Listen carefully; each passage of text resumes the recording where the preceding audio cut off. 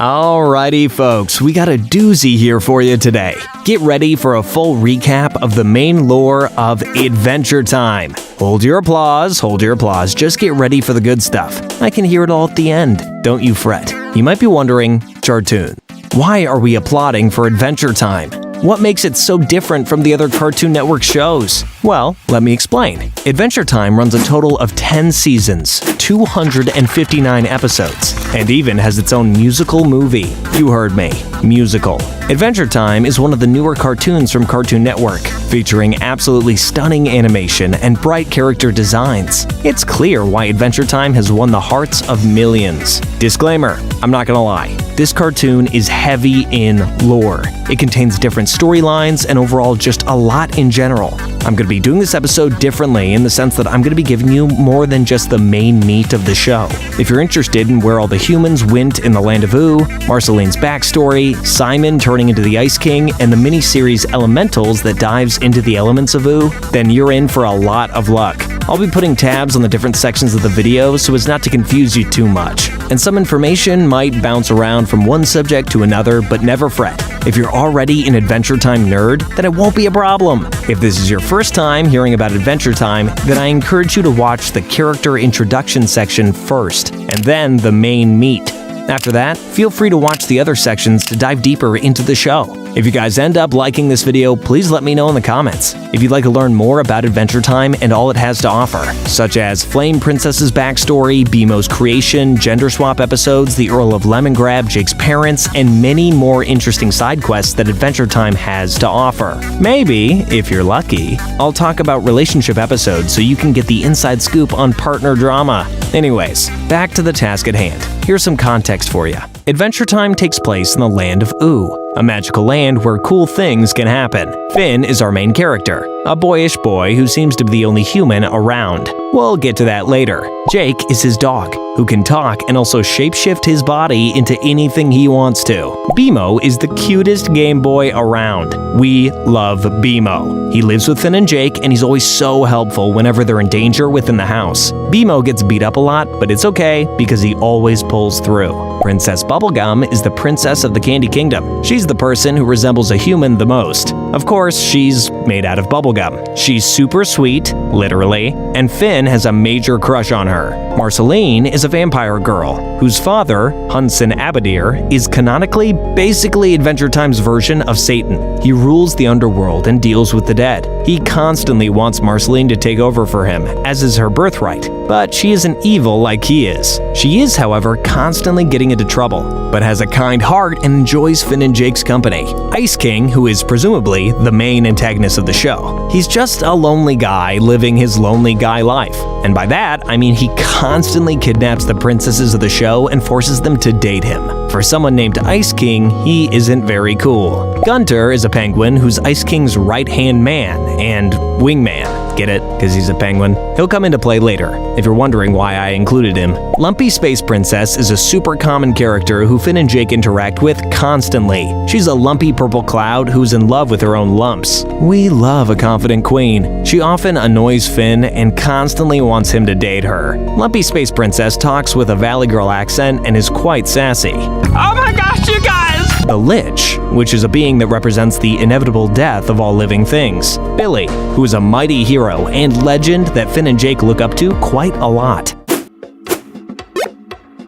The first episode is all about a slumber party at the Candy Castle. Well, of sorts. The episode starts with Princess Bubblegum doing experiments with Finn in the graveyard, trying to bring candy people back to life. The experiment backfires, much like how every single zombie movie starts, and the candy people turn into zombies. In order to cover for her mistake, Princess Bubblegum has every single person from the Candy Kingdom join her in the main candy foyer for a big slumber party. Nice play. Surely they'll never find out. Princess Bubblegum seems very alarmed and tells Finn that if the candy people get too scared, they will literally explode.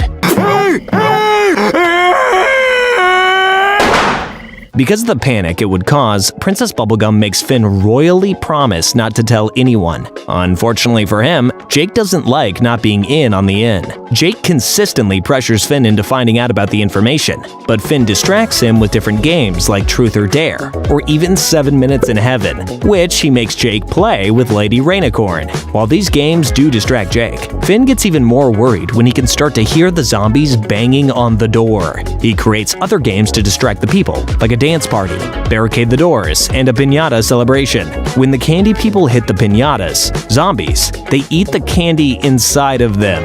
Gross. Once Jake and Lady Rainicorn come out of the closet, Jake demands that Finn tell him what's going on. Finn tells him, which also means he breaks his royal promise. This is apparently punishable by death. But since Princess Bubblegum loves Finn, she just makes him solve some math problems instead. I thought of a better one. Yes, 2 plus 2. When doing math problems, Princess Bubblegum realizes the last number to the equation she was trying to figure out in order to return the candy people back to normal, and she succeeds. Everyone is reunited with their respective family members and are happy. Okay, this episode starts off with Finn and Jake goofing off in the Ice Kingdom when all of a sudden they run into none other than Ice King. Ice King is annoyed by their antics and freezes them in ice blocks to take them up to his dungeon. Once there, they find that Ice King has like 7 princesses already locked up in there. The princesses say that Ice King kidnapped them all here to marry one of them, basically interviewing them to see who he would want to marry the most. I'm collecting them all first to be sure I make the right choice. He even reads them books, which are all extremely boring, and they hate that. Finn devises a plan to escape and tells the others to pretend like they're having a bunch of fun. Dance harder! Only for Ice King to join them. But when he does, Finn kicks Ice King and he runs into the cell bars only to pass out. During his dream, he sees the Cosmic Owl, a very important spiritual being, telling him that he's a sociopath and that's why nobody likes him. Ice King wakes up to Gunter and other penguins tickling him. Well, maybe you should talk to someone with more life experience, like Jake. Whoa, Finn, what are you doing? This episode starts with Jake scaring Finn about a vampire story. Coincidentally, it also just so happens to be the night Marceline makes her appearance. After being so spooked by the story, Finn goes downstairs to talk to Jake about it, when all of a sudden, Marceline barges in. She claims that their treehouse is actually hers from a bunch of years ago, and that she's just been traveling and going on adventures since last time she'd been there. After storytelling, much to Finn and Jake's dismay, she kicks them out of the house and into a thunderstorm. This forces Finn and Jake to go house hunting. Home is anywhere where people care about you. And when they finally find an acceptable cave to live in, Marceline shows up yet again, claiming that the cave was also hers from a long time ago. Finn gets pissed and says she can't keep stealing their home, but Jake responds with, "Home is where the heart is." Finn then says it's okay, because Jake is his actual home, to which Marceline claims she can take him too. This absolutely enrages Finn, and he smacks Jake out of her hands. This causes Marceline to turn into a giant bat and start aiming to kill this time. She presumably actually does kill Jake by sucking out all of his blood, seeing that Finn punches her in the face to make her stop, which she claims actually hurt. That actually hurt, Finn. She's impressed by both of them, Finn for actually hurting her, and Jake for somehow surviving the encounter, and decides to let them have their old house back, and calls it a gift. In this later episode, we meet Billy, who is Finn and Jake's #1 hero. The episode starts with Finn and Jake doing as they do, and saving someone.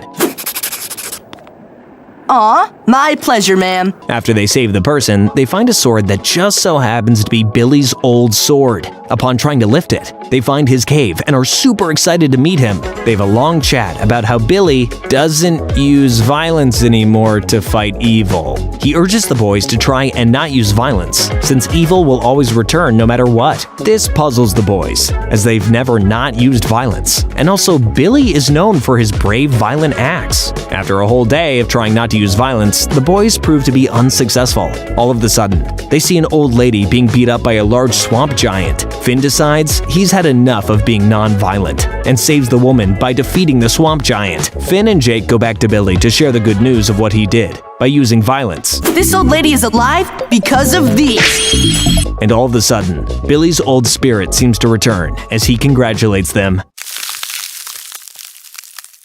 Marking the first episode that Ice King actually starts to remember Marceline, the episode starts off with him just wanting advice on how to write a good song. As per usual, the Ice King is trying to woo the princesses of Ooo. See what I did there? Anyway, he flies to Marceline's house to write a song with her, since he knows she's talented at music. Oh, bubblegum, I really need someone. During their writing, the Ice King asks Marceline for a hug, which she gives him, and he misinterprets this and tries to kiss her. This causes Marceline to fling him away and question if he actually doesn't remember who he is. Duh, you don't remember anything, do you, Simon? What, man? From then on, she calls him Simon, which is his actual real name. Marceline explains that before the Mushroom War, he was a human scientist named Simon. He took care of her and was like a father figure. Once he found the ice crown and put it on, it slowly took over his mind and caused him to become slightly insane and hold the powers of the crown itself, allowing the wearer to do ice magic and other jazz. She tries showing him photos and even shows him a note that he wrote to her before he went insane, but Ice King still doesn't remember. All of this happens in song form, by the way. What is going on in there? Ice King is silly. At the end of the episode, there's a flashback of Simon wiping away Marceline's tears and giving her a stuffed animal. In this next episode, Marceline tells Finn and Jake all about her past with the Ice King. Approximately 996 years ago, her and Simon wandered around after the Great Mushroom War alone. Simon was in possession of the Ice Crown, but only put it on in hopes to protect Marceline. Simon heard a noise in the woods and put the crown on just in case he needed to protect her, but it ended up just being a deer. Marceline is scared of who Simon becomes when the Ice Crown is worn and asks him to never put it on again. Mute. Simon notices that Marcy is getting a fever after seeing her coughing. He decides to take her back into town since he saw a soup store, but unfortunately, once there, no soup is found. Although they do run into a weird slime monster that Simon hits with his crown. Later, while still in the city, Just needs a little love. Wowzers! Simon and Marceline run into even more slime monsters, while Simon ends up having to put on the crown to protect Marceline from them, even after her begging him not to do it. He succeeds in protecting her, but the transformation is concerning, and he even calls her Gunter instead of Marceline, I love you, Simon. I love you, Gunter. signaling the lore about how Gunter has a big part in the crown's powers and the Land of Ooo in general. The show comes back to real time, and it's shown that Finn and Jake have a newfound appreciation for the Ice King. Marceline, cover your ears! After crashing a secret wizard meeting and an anti-magic creature, Bellanoche, being summoned, Ice King loses his powers and becomes Simon again. He steals a magic carpet and flies back to the Ice Kingdom to enter his secret library, where his normal clothes, notes, and research were held. He finds an old photo of young Marceline and calls her right away, asking for her help. He wants to create a time machine so that he can go back and be with Betty before he dies from not having the power of the Ice Crown. Since he's like a bajillion years old, he needed Marceline's stuffed animal, Hambo, since he needed an object with great sentiment to be destroyed in order to create the portal. After the portal is created, he sees Betty and tells her how sorry he is. I opened this portal so we could say goodbye. You're dumping me? No! She jumps into the portal, showering him with kisses. She learns of his illness since he fell to the floor and decides to go defeat Bellanoche in order to save him and get the crown back. Simon doesn't really want to be the Ice King again, but Betty promises that she will find a way for him to survive without the crown once he's safe again. Betty ends up defeating Bellanoche, and all the wizards are granted their magic back. Ice King has no memory of what happened and continues kidnapping princesses. Betty is seen sadly watching as she flies away on the magic carpet. This episode begins with PB and Marceline flying to the Ice Kingdom to attend a dinner party with Ice King. Though PB is worried, Marceline assures her that all will be well. I upgraded my home karaoke system. While there, PB notices that something is wrong with his crown. Marceline doesn't agree until he wags out and starts smashing things with his head. PB knocks him out with an icicle and takes him back to her lab at the Candy Kingdom to further find out what's going on. Once at the lab, Marceline and PB enter a VR and are transported into the crown. Once there, they find a dinosaur version of Gunter. Are you a dinosaur? I'm a Gunther. And are told that the abnormalities have been happening for a while, and that every time it happens, the landscape of the crown is changed. Gunter takes the two girls to the professor, who is the smartest person he knows. The professor ends up being Simon, Him and Marceline greet each other, and Simon explains that he's been trying to figure out what is going on for quite some time. They turn a corner and find Betty, or at least her floating head, messing with the crown and rearranging it. She's trying to make it so the crown still grants him immortality but doesn't mess with him mentally. PB is worried that she's going to cause irreversible damages, so they then try and catch her. They fail multiple times, and the only reason she ends up stopping is because Simon begs her to. She remembers who she is and kisses him, apologizing for all that she has messed up while trying to fix him. PB is happy because the crown begins to stabilize itself, and because of this, begins to push foreign entities out of itself. The episode ends with a satisfied Ice King, thinking that the dinner went wonderfully. It's like her data left a shadow print on the circuitry. Even though not remembering anything from his Simon form. Alright, starting off the Marceline episode strong is Henchman. We already met Marceline, and as of right now, she kinda has been a jerk, messing with Finn and Jake, kicking them out of their homes, and all that jazz. In this episode, Marceline is seen being extremely rude to her henchmen. So rude, in fact, that Finn asked to take his place because he feels so bad for the guy. Henchman for life means henchman for life! While her henchman Finn is asked to do a lot of things that seem morally wrong. Except they aren't. She sucks the blood out of a guy's bow tie, much to Finn's relief as he thought she was going to kill him. She leads an army of the undead into the kingdom. Sorry, Finn. Which ends up just being a performance for a little kid's birthday. And finally, she orders Finn to kill a plant that looks super cute, but ends up being a menacing monster. This is when Finn finally realizes that behind Marceline's scary exterior, all of her deeds seem right and even friendly in hindsight. I'm not falling for your junk anymore, lady. Jake, on the other hand, is convinced that Marceline is evil and has put some evil vampire spell on Finn since he's wrapped around her finger. Jake wants to kill Marceline to save Finn, even after Finn tries to explain that she isn't evil. So Finn devises a plan to make it look like Jake does kill her to make him stop being suspicious of their friendship.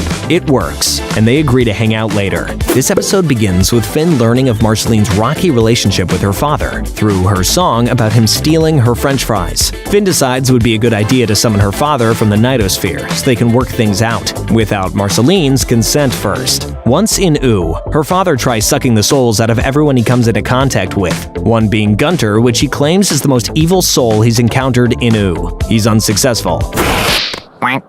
Keep your crummy soul. Meanwhile, Finn is trying to stop him, and Marceline is trying to get her guitar back. Finn ends up fighting Abadir, and successfully slashing his head shows his true form, and all the souls that he's stolen from Ooo. After Marceline gets her guitar back, she starts to leave, seemingly uninterested and angry with her father. Finn, not knowing what else to do, starts playing her recorded song about how hurt she was that he stole her fries. This causes Abadir to actually talk to his daughter about his mistakes in wronging her. They have a touching heart-to-heart, and during this, Finn sends him back to the Nightosphere. What's with that pocket on your shirt? Oh, Jake's in here. Sup, Jake? This episode is part of a two-part series. The episode begins with Finn and Jake being locked up inside the Nightosphere with no remembrance as to why. What's up with this? Sick! They go on a journey to find the Teller in order to ask Abadir if they can leave. While waiting in a line that seems like it lasts forever, spirits start dying left and right. That's us! Yay!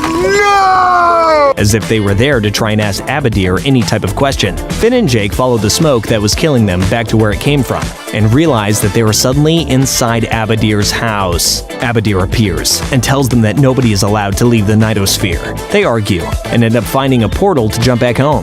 Abadir follows them into the portal, and they fight. Once slashed, it's revealed that the demon isn't Abadir, it's Marceline. Marceline warns them to never return. Part 2 starts off with Finn and Jake charging up their phone to find out what happened before they get locked in the jail cell. The videos on the phone show that they were actually invited to the Nightosphere by Marceline. Once there, her father asked her to take over for him and she refused. He gave her an amulet and claimed that it could grant any wish. She still said no, but tried on the amulet just for fun. This resulted in her turning into her demon form and becoming crazy, which is when she locked Finn and Jake in jail. The boys decide that they need to go save her. They dress up like demons to fit in. and once there, they find the real Abadir. They confront him about what's happened, and he thinks it's just wonderful that Marceline has been possessed and he's always wanted her to take over the family business. Frustrated, Finn slaps his sandwich out of his hand, but doesn't do anything else, probably in fear that he would get murdered. Hey, buddy, I get it. Step back! Back! You will not cut the line! Finn and Jake make their way back to Marceline and are successful in taking off her amulet. But Jake is in need of saving as he's being absolutely nibbled on by demons. Finn puts the amulet on to save them all. And after he moves, all the demons, he sends Marceline and Jake back to the real world. However, Finn begins to want them back as he's now possessed by evil. Right before he's able to, Abadir rips the amulet off and says sorry to Marceline. He also jokingly says that he actually likes her friends. This episode marks the beginning of a mini-series all about Marceline, called Stakes. The episode starts off with Marceline being tired of being a vampire. She approaches PB, who's now living in a separate cabin with Peppermint Butler, and asks her to perform the procedure they've been talking about. Very excited to test my new lab out on you. Once it is complete, PB says it is going to take some time to make sure it actually worked. That night, Marceline has a nightmare about sucking the blood of cows. The next day, villagers go to Finn and Jake for assistance when they realize that all of their cow's blood has been sucked. Finn and Jake go to Marceline to try and find out what happened, as she is the only vampire left in Ooo, so it has to be her. She denies doing it. Meanwhile, the villagers watch Finn and Jake converse with her and decide the only way to protect themselves is to kill her themselves. A little help. That night, they kidnap her and tie her to a stake in order for the sun to burn her alive. Finn complains to the leader and explains that they're going to kill one of his friends. Finn tries to save her, and she tells him to burn all of her diaries so nobody can read them. Right before the sun hits her, the episode ends. Continuing on with the last episode, this episode starts off with Marceline having flashbacks from her life right before she gets hit by the sun. Her first flashback is of her as a young girl sitting with her mother in a trailer home. Her mom is explaining how she met her father. Her second flashback is of Simon saying goodbye to her. He's claiming that he wants to leave before he accidentally hurts her, as he descends into madness at the expense of the ice crown. She doesn't want him to leave, but he doesn't have a choice. Her next flashback is in her vampire hunting era, which is how she originally became a vampire in the first place. Every time she murdered someone, she would suck their souls and gain their power. A later flashback reveals Marceline hunting for prey in the woods, just a little bunny. But when she catches it, she realizes that it's a little girl. She releases the girl and tries to calm her down, but the girl reports her to her tribe. They're scared of Marceline until she sings them some songs. They really like the songs. She's then transported to another memory of the human tribe. They're packing up their things to leave, sensing that something wrong was going to happen in the atmosphere. Right after saying this, vampires appear out of nowhere, one being the Vampire King. Marceline fights them off, even after being severely injured. Blah, I don't care. Fine. She had previously thought that she had already killed all of the other vampires. She tells the humans that they have to leave since the Vampire King has arrived. The episode then cuts to present-day Marceline, not harmed by the sun and still standing there. The sun evaporates her bite marks, and she's no longer a vampire. Jeez, hope Finn didn't get blood sucked after I stress fainted. The episode ends with Jake waking up in a cave and seeing a vampiric creature turn into shapes seen in the episode, one being the Vampire King. The vampires are awakened in their cave and are confused as to how they are alive. They remember Marceline killing them, but they claim that it feels like a dream. With arguments on where they should reside, they all end up splitting up, deciding to go their own ways in this new life. Jake finds Finn and Marceline and asks them about the vampire activity. Marceline is confused, as she has killed all of these vampires a long time ago, and they all go back to PB's cabin. Once there, PB says that the only remainder of what happened to Marceline is the essence that they sucked out of her, which upon looking for it has gone missing. Upon seeing a sketch of the Vampire King that Peppermint Butler drew, she goes back into yet another flashback, this time of her battling the Vampire King. Right before she's about to stake him, he bites her neck, resulting in her also being turned into a vampire, thus preserving his species even in death. Back in real life, Marceline demands that they all start preparing for a battle with the vampires. When she eventually finds the Vampire King, he claims that he's now just eating normal animals like everybody else. While having this conversation, Marceline sucks the soul of the vampire who gave her the power of flight. She was tired of not being able to fly anymore. The Vampire King tells her of the Empress's plan to take over the Ice Kingdom. Marceline quickly goes off to rescue Ice King, who is her Simon. I could have snapped and done you all in at any time. The fourth episode in the miniseries starts with the Empress hypnotizing the Ice King to do whatever she asks of him. Empress, my darling, my great eternal love, how can I serve you? She asks him to bring blood, and he brings her penguins. She says she wants human blood, and the Ice King explains that Finn is the only one left, so she orders him to get Finn for her. While away, Marceline almost defeats the Empress, but before she can, the Ice King emerges with Finn. Worried that the Empress bit Ice King, Marceline quickly becomes distracted with her plan to take her out and rushes over to him. The Empress orders the Ice King to capture them both, and in a panic, Marceline starts explaining why she started hunting vampires in the first place. She flashes back to when she was a teenager, how she protected a man that looked like Simon from being bitten by a vampire.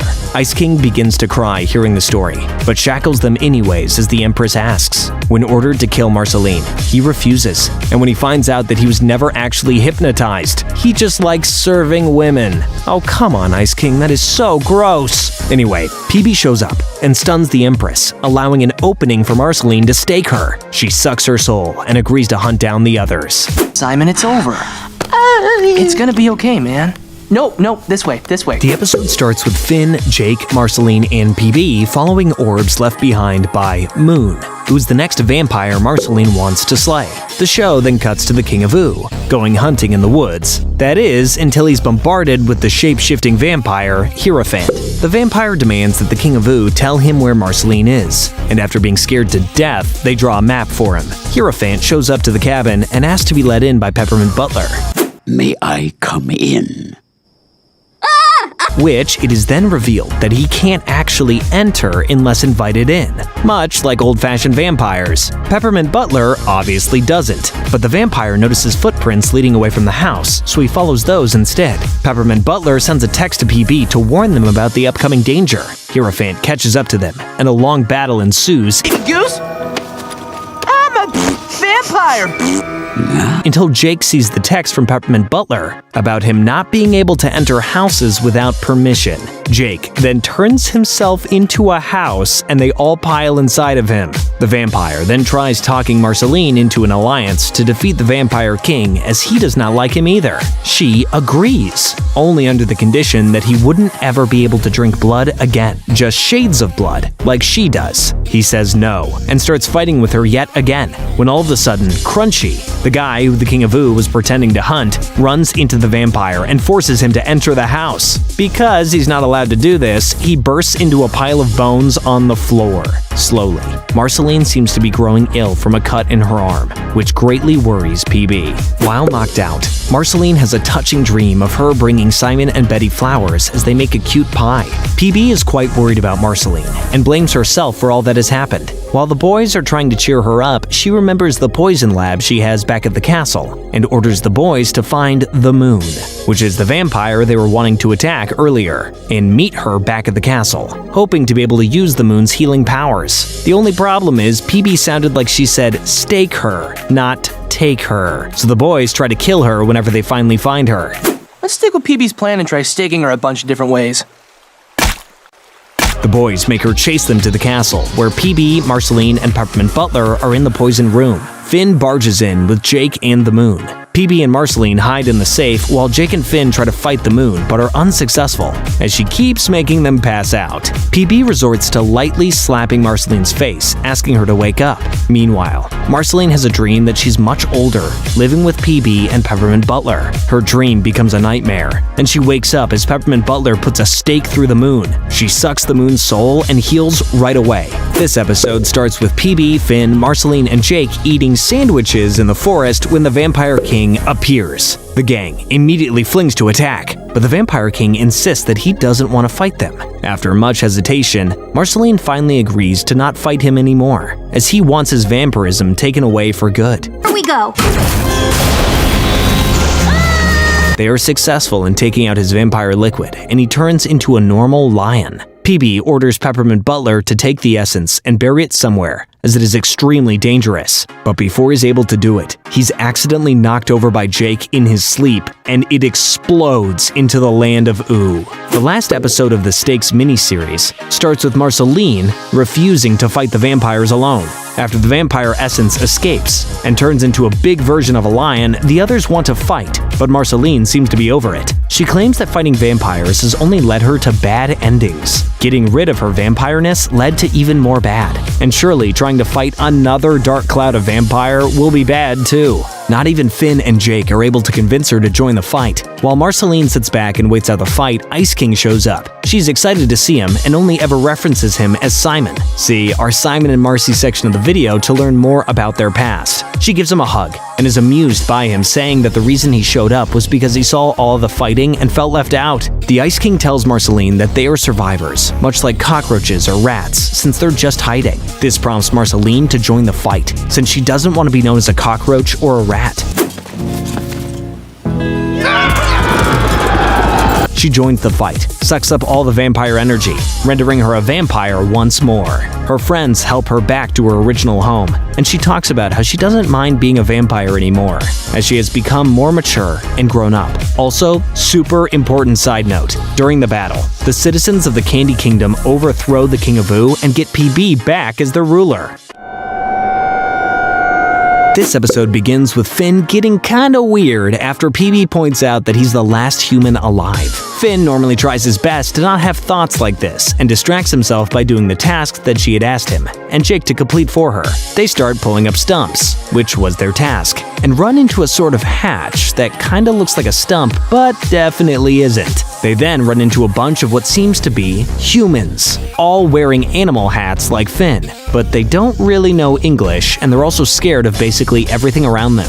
One of these humans, who names herself Susan, is more responsive than the others, so Finn and Jake take her outside so that she can see the sun. She's captivated by almost anything, and after seeing her enjoy a marshmallow, they decide to take her to the Candy Kingdom so that she can eat more sweets. Once there though, she tries eating the candy people, specifically Peppermint Butler. Finn instructs her to not eat the ones that talk, but she takes this as, you can eat them, just not Peppermint Butler. We won't eat Red Stripe Man. Only everyone else. This then turns into a massive problem, as she goes and tells the other humans that there are delicious candy people in the Candy Kingdom for them to eat. Finn and Jake warn PB of the oncoming danger, and she devises a plan to try and make the candy people scary. But this doesn't work, as they're just too cute to ever be scary. I mean, look at that face. Because the humans are not scared by the candy people, a battle unfolds with some of the Marshmallow Kids thinking that they can defeat the humans with fire, resulting in them catching on fire. My people! The humans take off their now on fire hats, only to reveal that they're actually mutated, with gills and fins. Finn wonders if Susan is also a mutant, as she didn't take off her hat. But before he can, she runs away with her fellow humans. We'll just be gooey for a while. In the beginning of Wake Up, it is shown that Jake is hanging out with Prismo, which must happen often as they seem pretty buddy-buddy with each other. Eventually, Jake makes it home to find Finn in deep thought, contemplating his dad and his newfound knowledge that he's being held in cosmic prison Citadel. Jake decides to ask Prismo for guidance, and they both teleport to him. He says that the only way to get Finn's dad is to commit a cosmic crime. He then tells them to bring him a sleeping man without waking him up. It proves to be difficult, but the two manage it to get it done. Once the sleeping man is safely in the time room, Prismo explains that the only reason he exists is because of the dreams of the sleeping old man. Waking him up would essentially kill Prismo until the old man goes to sleep again in about 1,000 years. Killing a time master is a cosmic crime. Poof! I'm a goner. Thus ends Mighty Prismo. So he's willing to die since he'll eventually come back anyway. Jake is extremely upset about this, since he's become really close with Prismo. Just as the boys were about to wake up the old man, the Lich wakes up from his coma that he's been in since the wish-granting episodes. See main meat to find out more about that. He wakes up the old man, killing Prismo. And to make sure Prismo never regenerates, he also kills the old man. Oh man, Prismo! No! The Lich starts to be taken to Citadel as he's the one who actually committed a cosmic crime, leaving Finn and Jake to hold on to him for dear life as he's dragged away to the Citadel. Escape from the Citadel begins right where we left off, with Finn and Jake heading towards the Citadel with the Lich. Once there, they look for Finn's dad, which he ends up finding in one of the crystal cells. Since the Lich is also there, and is an evil mastermind, I might add, he breaks everyone free using his evil goo.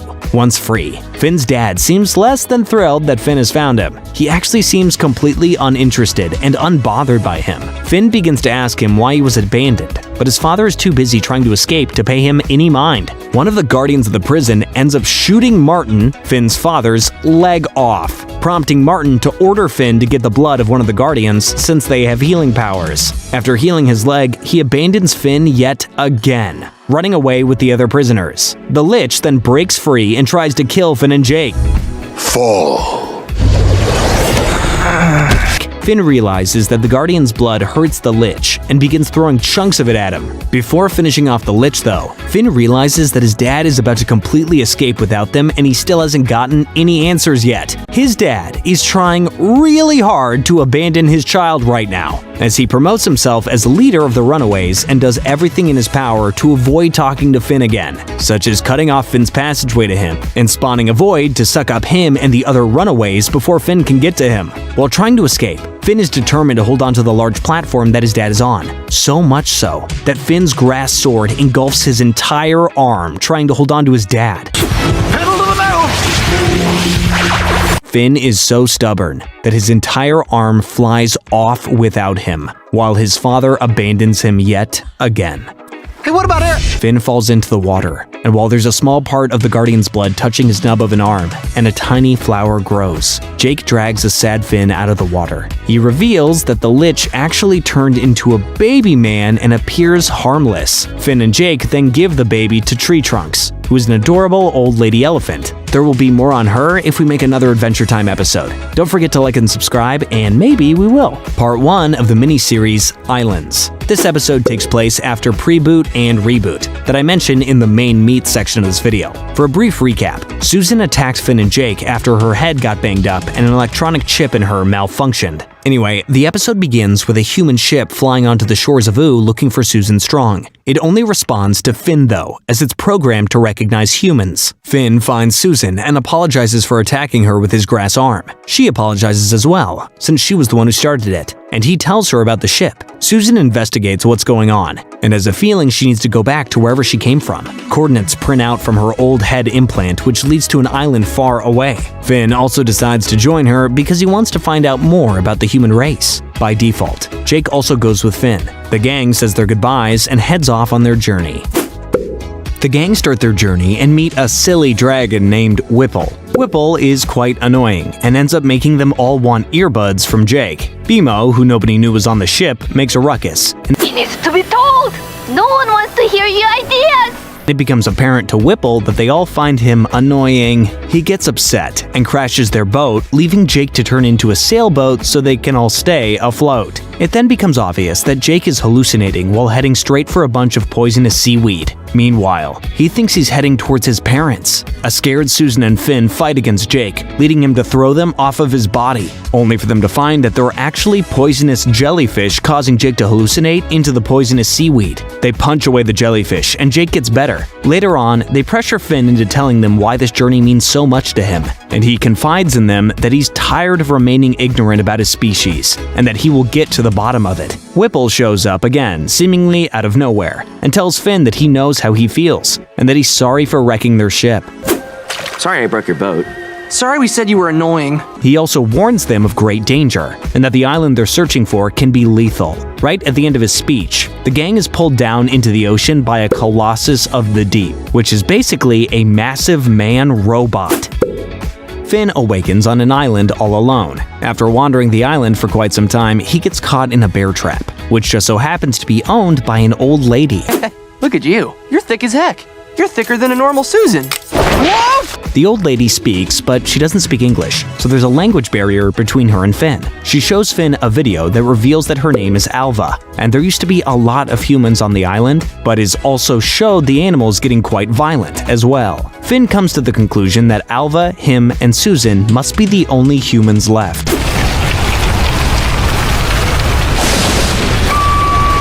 Finn eventually finds Jake and draws photos of Susan and BMO for Alva to ask if she's seen them. In response, she draws 2 more islands which Finn and Jake assume Susan and BMO must have washed up on. The episode ends with a shot of BMO actually being on the moon somehow? What?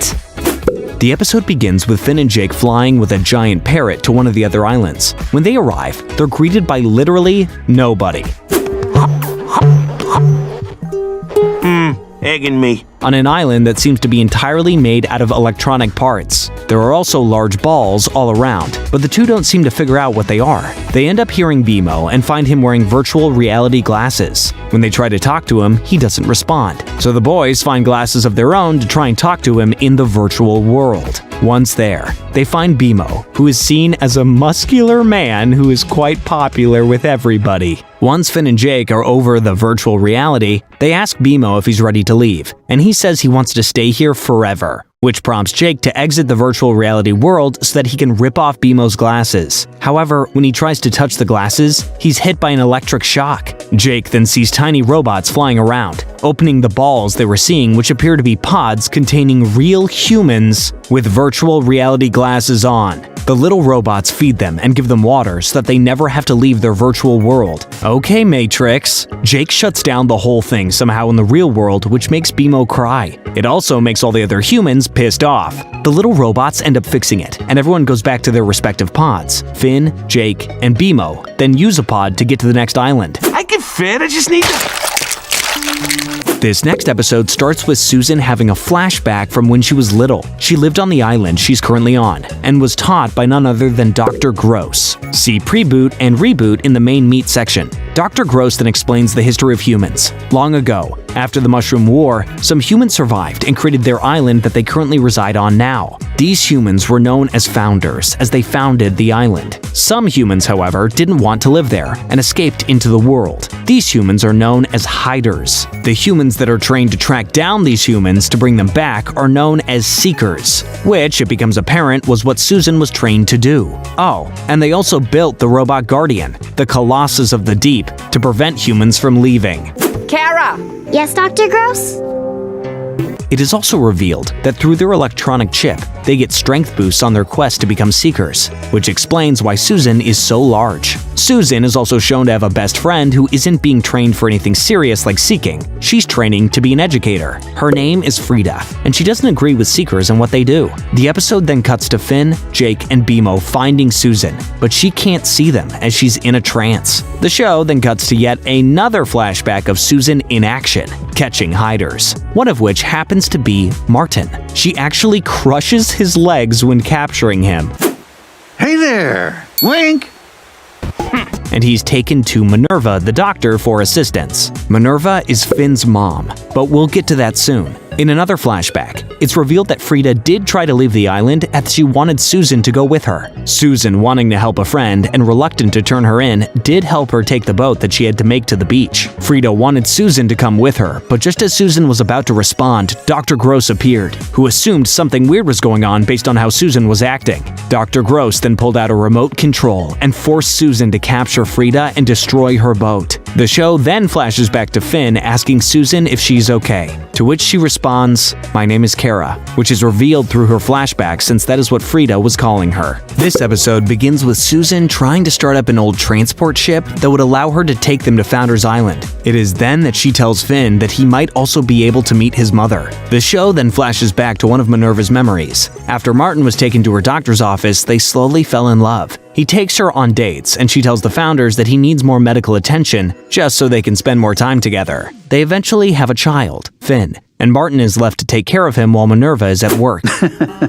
Yeah, that's Mr. Bear. Pretty interesting guy, huh? One day, Martin's bad deeds catch up with him, and he's chased by an angry widow, who he swindled by exposing them to the Seekers. Martin has no choice but to jump on a raft with baby Finn. Leaving the island, he ends up having to push Finn out to sea while he fights the colossal deep in order to get away.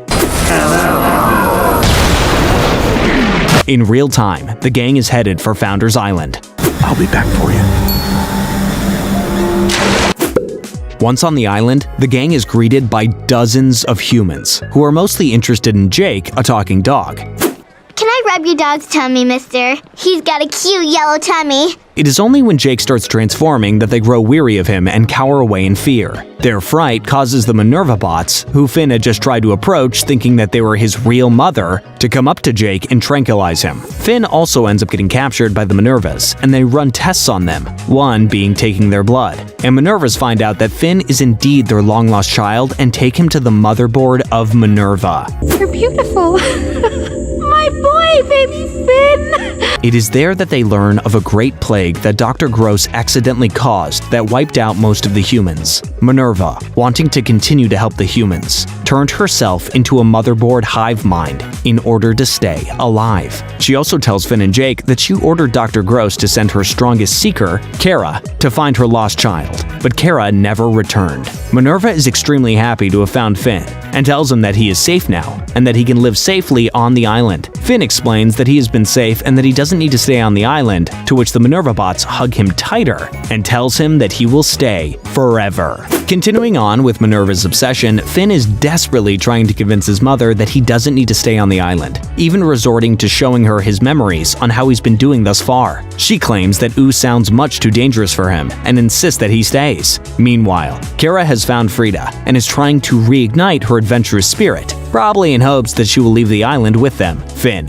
angry with his mother, gives a large speech to the humans about how fun life can be outside the island. Even Frida ends up regaining her spirit and gets excited about leaving. Hearing this commotion, however, Minerva shoots a warning that she will send them all to the virtual reality island if they continue on this path. Finn returns to Minerva, and after telling her about all the people he's helped in Ooo, convinces her to let them go, along with any humans that want to leave with him. She says that him being brought up in that place has made him a wonderful helper, and that essentially she's proud of him for turning out like herself. Ironically, almost all of the humans decline the offer to leave, as they're afraid of the sudden offer. Frida agrees though, and she and Susan decide to go off on their own adventure. I kind of like Susan better. Okay, Susan. The last scene is of Finn saying goodbye to his mother. They share a touching hug, and Finn cries as he says goodbye. Be careful when you're eating blueberries. Too many can hurt your tummy. The episode begins with PB asking Finn and Jake to find the missing hangers. Several of her subjects have said that their hangers have gone missing. Finn and Jake find Ice King trying to sneak into the dry cleaners to steal even more hangers. Ice King asks the boys to come back to his castle with him. Once there, he explains that he dropped his keys in a deep hole and is trying to get them back out. The hangers are sucked into the same hole the keys were in, and the boys decide to launch an investigation. Once inside the hole, they find an orb with a lady inside. Ice King breaks it open, and the girl reveals herself as Patience. What year is this?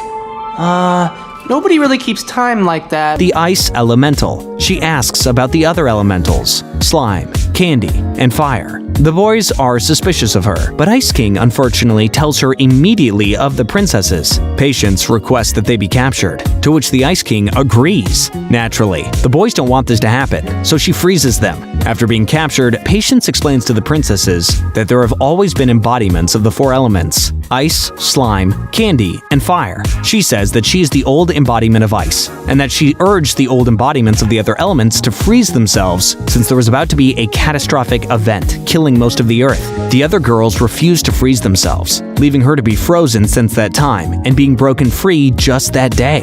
We can unlock our true potential!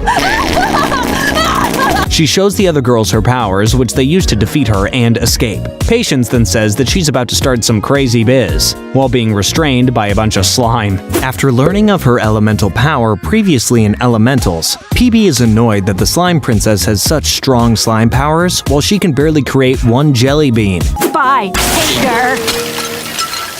That night, while in a dream, she meets one of the previous owners of the candy element and he unlocks her mind. She then has quite powerful jelly bean powers, strong enough to fight an entity that begins terrorizing the Candy Kingdom. She ends up defeating the being, but is upset with herself at hurting so many innocents with her powers in the process. Patience is then shown examining the other elements. This episode takes place right after the Islands miniseries that is mentioned in the Finn and Jake Find Their Parents part of the video. Finn and Jake just return home to find their tree fort has been turned into candy. Just then, a bunch of candy versions of them and their friends enter, and Finn is weirded out by this. I'm Shelby the Worm, the gummy worm. On the other hand, Jake is amused and not concerned at all for some reason. Distraught, Finn decides to go to the Candy Kingdom to ask PB about all of this. They find out that PB is actually the castle itself and has become a pure candy elemental. She also claims that she has fixed everyone by turning them all into candy. Sky hooks appear from the sky, which are just hangers tied together that Ice King created, and he flies them to the Cloud Kingdom, which has not been overrun by the candy elemental. This frustrates PB as they have escaped, but claims that they will be back because they have nowhere else to go. It is also shown that the Land of Ooo has been completely divided into the 4 elements.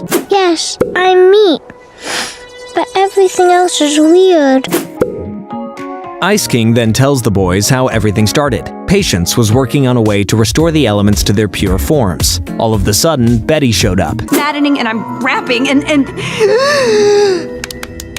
took Ice King on a date. To her dismay, he didn't remember her at all.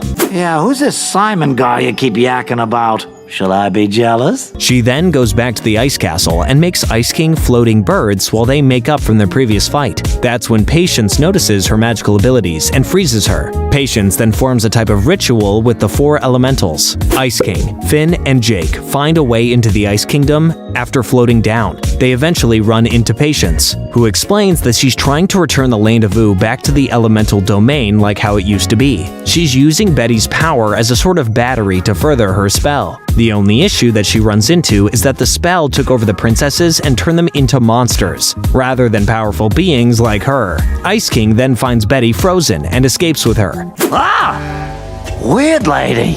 Ah! Finn and Jake following quickly afterwards. Once Betty is melted, she explains that with the Enchiridion, she would be able to counter the spell, which Finn and Jake have the Enchiridion from the Farm World Finn. See Main Meat to go deeper into that. Betty urges Finn and Jake to take a nap and relax for a minute, but during their nap, the cloud they were sleeping on drifts far away. Once awake, Finn starts freaking out and reveals to Jake that he feels responsible for Ooo and all that has happened. Jake also confides in Finn about how he feels responsible for Finn's emotions and distracting him from bad thoughts. The two bond and appear happy. Finn and Jake then find a creature that Jake names Cloudy. Hey, Cloudy, what do you want to eat a smelly old dog for? Thanks. They ride Cloudy back to the Ice King and Betty, where Betty explains that she has found where to get the crystals for the Enchiridion. The episode begins with Finn and Jake entering the Slime Kingdom in hopes to retrieve her crystal. Once there, they find that the Slime Kingdom has become basically a massive roller skating rink. There's even a race, and if you win, you get the honor to go inside of a massive version of what Slime Princess once was. Gonna get that jewel! Noticing that the crystal they are needing is inside the body of Slime Princess, Finn decides to enter the race with Jake and LSP. They lose, but are still absorbed into the Slime Princess as their punishment ended up being shameful absorption. Finn was able to get to the crown, but Jake ended up literally becoming slime like everybody else. Finn too was about to become slime until LSP revealed that she wasn't actually made of slime, which caused the Slime Princess to evict them from her. Finn vows to get Jake back, and the two of them go back to the Cloud Kingdom. This episode begins with the gang now going after the Flame Crystal. Finn is still upset about Jake disappearing, but LSP smacks Finn's pictures out of his hand in order to make him focus on the task at hand. Finn, LSP, and Gunter enter the Flame Kingdom and are attacked by a fiery version of Lady Rainicorn. Everyone in the Fire Kingdom seems to be much angrier, which seems to be a parallel as everyone in the Ice Kingdom was gloomy, and everyone was happy in the Candy Kingdom. Trying not to upset himself, which causes him to erupt into flames, Finn has Gunter and LSP fight her instead.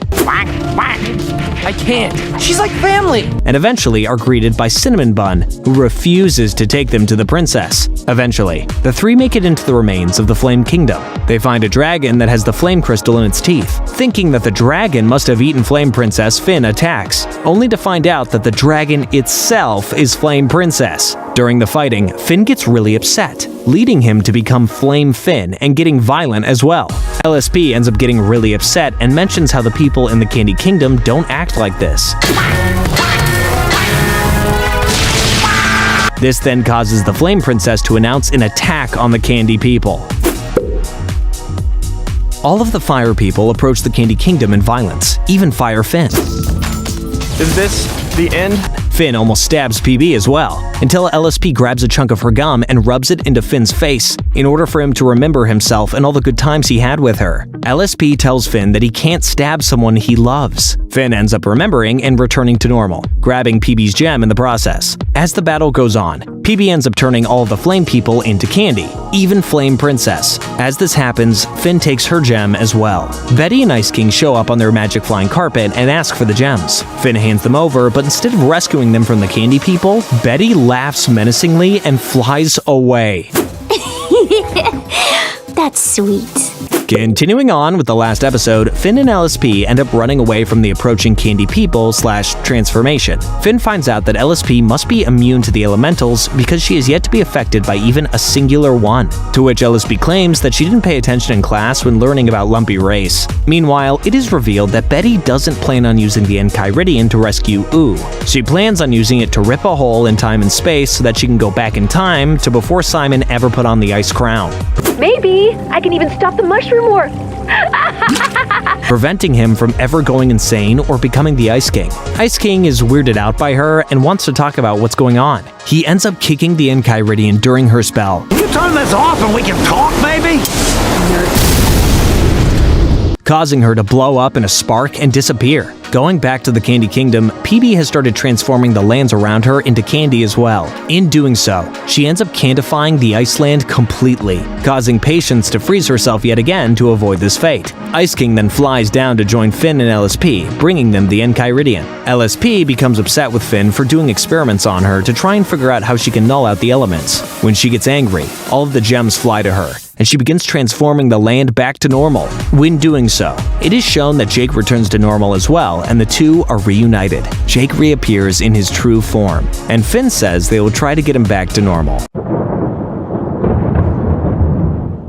This episode introduces the Enchiridion, which is a very important book that will be used later in the plot. The information on where the book resides is gifted to Finn after he rescues Princess Bubblegum from a silly event. It's supposed to only be given to someone who is a true hero of righteous power. Finn and Jake set out on a journey to retrieve the book, and are given many challenges along the way. During Finn's last trial, he's told to squash an ant, refusing since the ant is not evil. It's just a neutral being. He wins the ability to find the Enchiridion. Finn is then given the book over a cute picnic with the book's caretakers. Jake, this party is so crazy! This episode begins with Finn, Jake, and Princess Bubblegum all meditating together. While meditating, Princess Bubblegum has an alarming vision of a dark figure. She panics and tells Finn and Jake to come with her while she checks on something, also giving them protective gems to guard them against the evil figure she ends up taking them to, the Lich. The gems are said to be able to protect against possession or evil spirits that the Lich might inflict on them. Princess Bubblegum explains that the Lich is a very powerful creature that tried destroying all of Ooo. The only reason he's captured is because Billy defeated him and placed him in the amber that he now resides. Then, all of a sudden, a snail comes out of Finn's backpack, and not being protected by a gem is possessed, and makes a crack in the amber containing the Lich. He escapes, and Finn is given Billy's old gauntlet, the same one that he defeated the Lich with the first time. Me too. While Finn is chasing down the Lich, Ice King constantly pesters him, trying to get his approval to marry Princess Bubblegum. Look, I wrote her name all over my arms and legs. Yeah. This distracts Finn and causes the Lich to release hundreds of evil souls. They all chase the Lich, and Finn starts to fight him. The Lich, now having some of his power back from the souls, is able to destroy the gauntlet and knock Jake out. In the process, Finn's gem also breaks, causing the Lich to possess Finn's body. While possessed, the Lich asks Finn if he's cold, and Finn responds with, "I have a sweater on!" Resisting the Lich and not actually jumping into his well of power that he wanted him to, the Lich becomes enraged and tries killing Finn with fire, but the sweater protects him. The sweater ended up having protective power since Princess Bubblegum gave it to him and she loves him. Finn battles it out with the Lich after the Lich embarrassingly loses against a pink sweater. Finn then uses the sweater to behead the Lich and presumably save them all. Ice King then accidentally drops Princess Bubblegum into the Well of Power, much to everyone's horror. Oops, I've got the dropsies. Continuing on with the last episode, Princess Bubblegum was dropped into the Well of Power. The episode starts off with Princess Bubblegum being treated at the Candy Hospital with Finn and Jake right by her side. She doesn't look to be doing so well and looks like a piece of chewed up gum. The Ice King tries to explain that something weird happened when dropping her into the well, but Finn is so mad at him for letting it happen he doesn't listen to him. After being stabilized, Princess Bubblegum almost looks gray, and everyone can tell that something is off with her. Jake is much more suspicious of her. She set her entire room on fire when she didn't like Jake's song and dance, which further confirms his belief that something bad must have happened to her while in the well. Jake forces Finn to acknowledge her being weird, telling him about the fire and forcing Finn to see what she's doing in the bathroom. Oh, my globe! Come on, man, that's pervy! When looking through the lock on the doorknob, they see Princess Bubblegum throwing all of the hazardous materials into her bathtub and then drinking it all. Princess Bubblegum then grows into what looks like a giant demon. Ice King shows up and explains that he saw her get possessed by the Lich, but sometimes he has weird visions and didn't want to alarm anybody if it wasn't true. He also offers his assistance, but it isn't until Jake gets hurt that Finn agrees. After the Lich is defeated once again, Princess Bubblegum's body is destroyed from smashing onto the ground after being frozen. The doctors try to put her back together, but are slightly unsuccessful. When she returns, the doctors announce that while they were able to somewhat save her, as a lack of enough bubblegum pieces, she is now 13. Oh, dang it! Well, I'm out of here. Goodbye, everyone. This episode starts with Finn having a bad dream about the Lich attacking Billy. When he wakes, he tells Jake and they both decide to go tell Billy of their nightmare. When they reach Billy and explain what happened, Billy asks them if they want to help him kill the Lich, to which they both agree. They start collecting all the gems from the different princesses.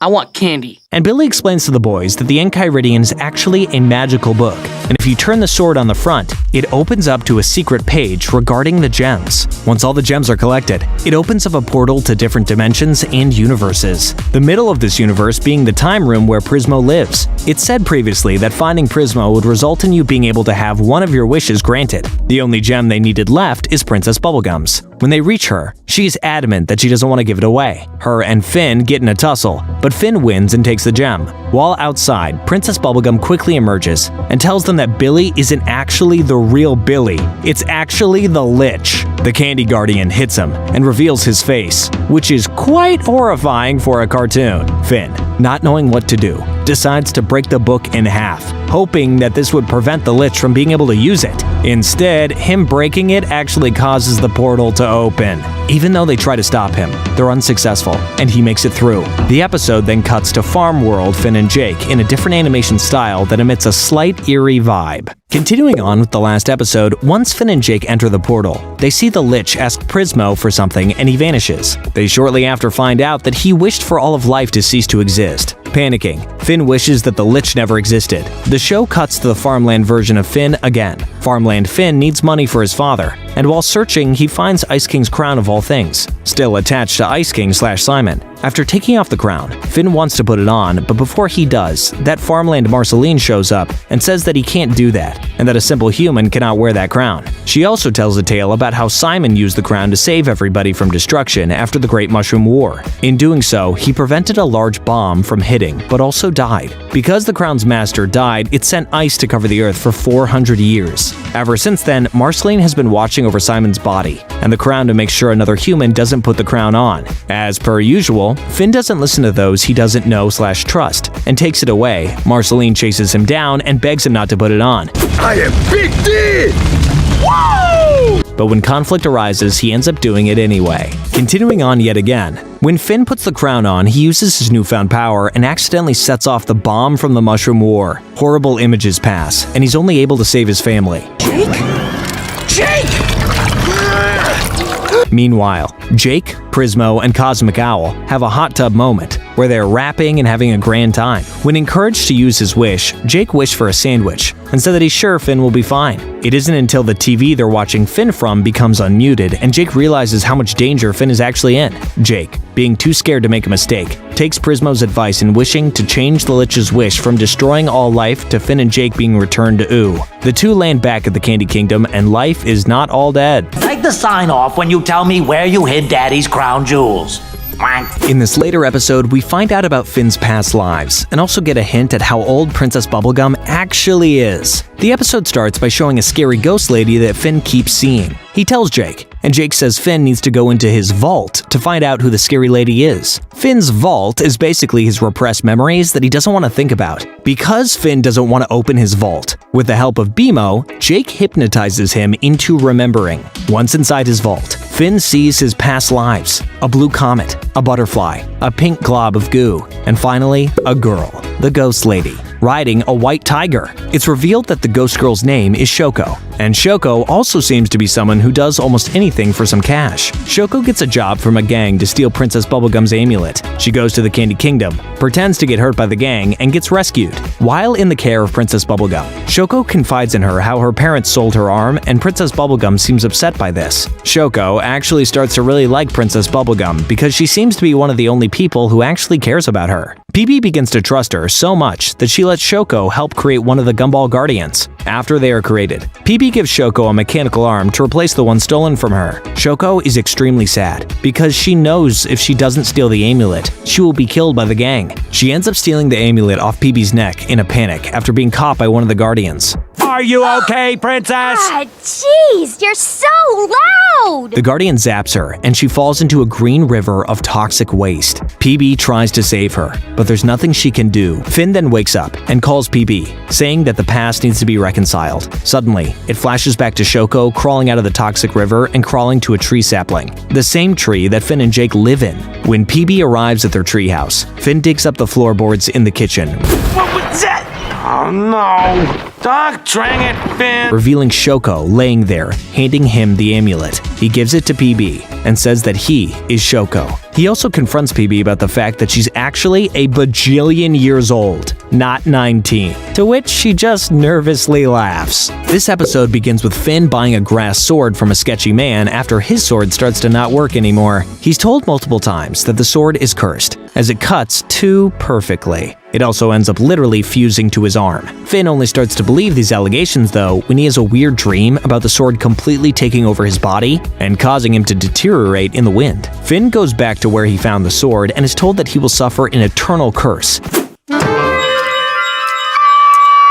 that the sword will never leave him. Finn is completely fine by this, and the sword morphs back into his arm. The wizard that cursed him is upset that Finn is fine with the grass sword arm thing, but Finn is unfazed. Plus, once he accepted the sword, it became much easier to wield. In this episode, we find out about Orgalorg, a cosmic entity who is shown to be as old as the Lich. Orgalorg is said to be the breaker of worlds and is obsessed with destroying entire planets. The episode starts off with Gunter and the other penguins in Ice King's care wanting to throw a party. To achieve this, they put a sleep grenade in Ice King's cheesecake and force him to eat it. Alright, maybe just another teeny corner. During their rager, Lumpy Space Princess arrives and during an epic walrus race gets attacked. Gunter has to save her, and in doing so, he slams into the wall, and a massive green brain appears to come out of his head. He begins having flashes of different images, a comet, and what looks to be Abe Lincoln. Gunter goes down to his basement and cuts wood carvings out of different symbols. After doing so, he somehow connects his mind to them and transmits to what appears to be a swampy planet. It is here that we learn of Orgalorg's past. The Grandma alien claims that Orgalorg used to be a very powerful cosmic entity that would prey upon worlds. When the Catalyst Comet was around, he sought to absorb it, but Abe Lincoln ordered him to be hit down instead. In doing so, he fell to Earth and transformed into Gunter. Meanwhile, Gunter's mind energy is projected onto the planet, and all the aliens start screaming in fear. Gunter sees their frightened expressions and hears their screams, which snaps him out of his trance. He decides to smash the wooden fingers that he had created, but in doing so, he starts to remember his life on Earth before meeting the Ice King. Eventually, Ice King wakes up and gets upset with Gunter about him smashing wood all over the floor. Little does he know who he's actually dealing with.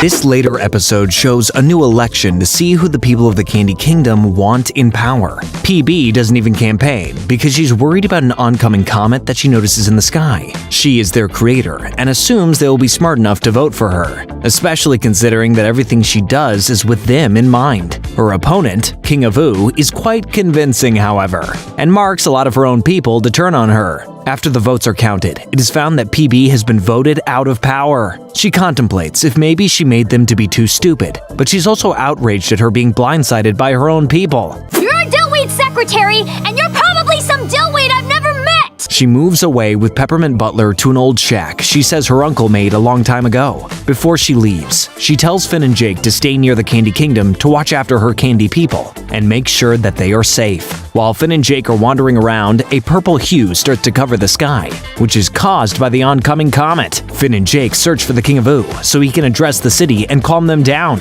While searching, they find someone messing with PB's spaceship. They charge the intruder but are shot with a laser gun. Eventually, Jake knocks the intruder over only to reveal Gunter? Gunter has a huge blue brain and he's also able to talk.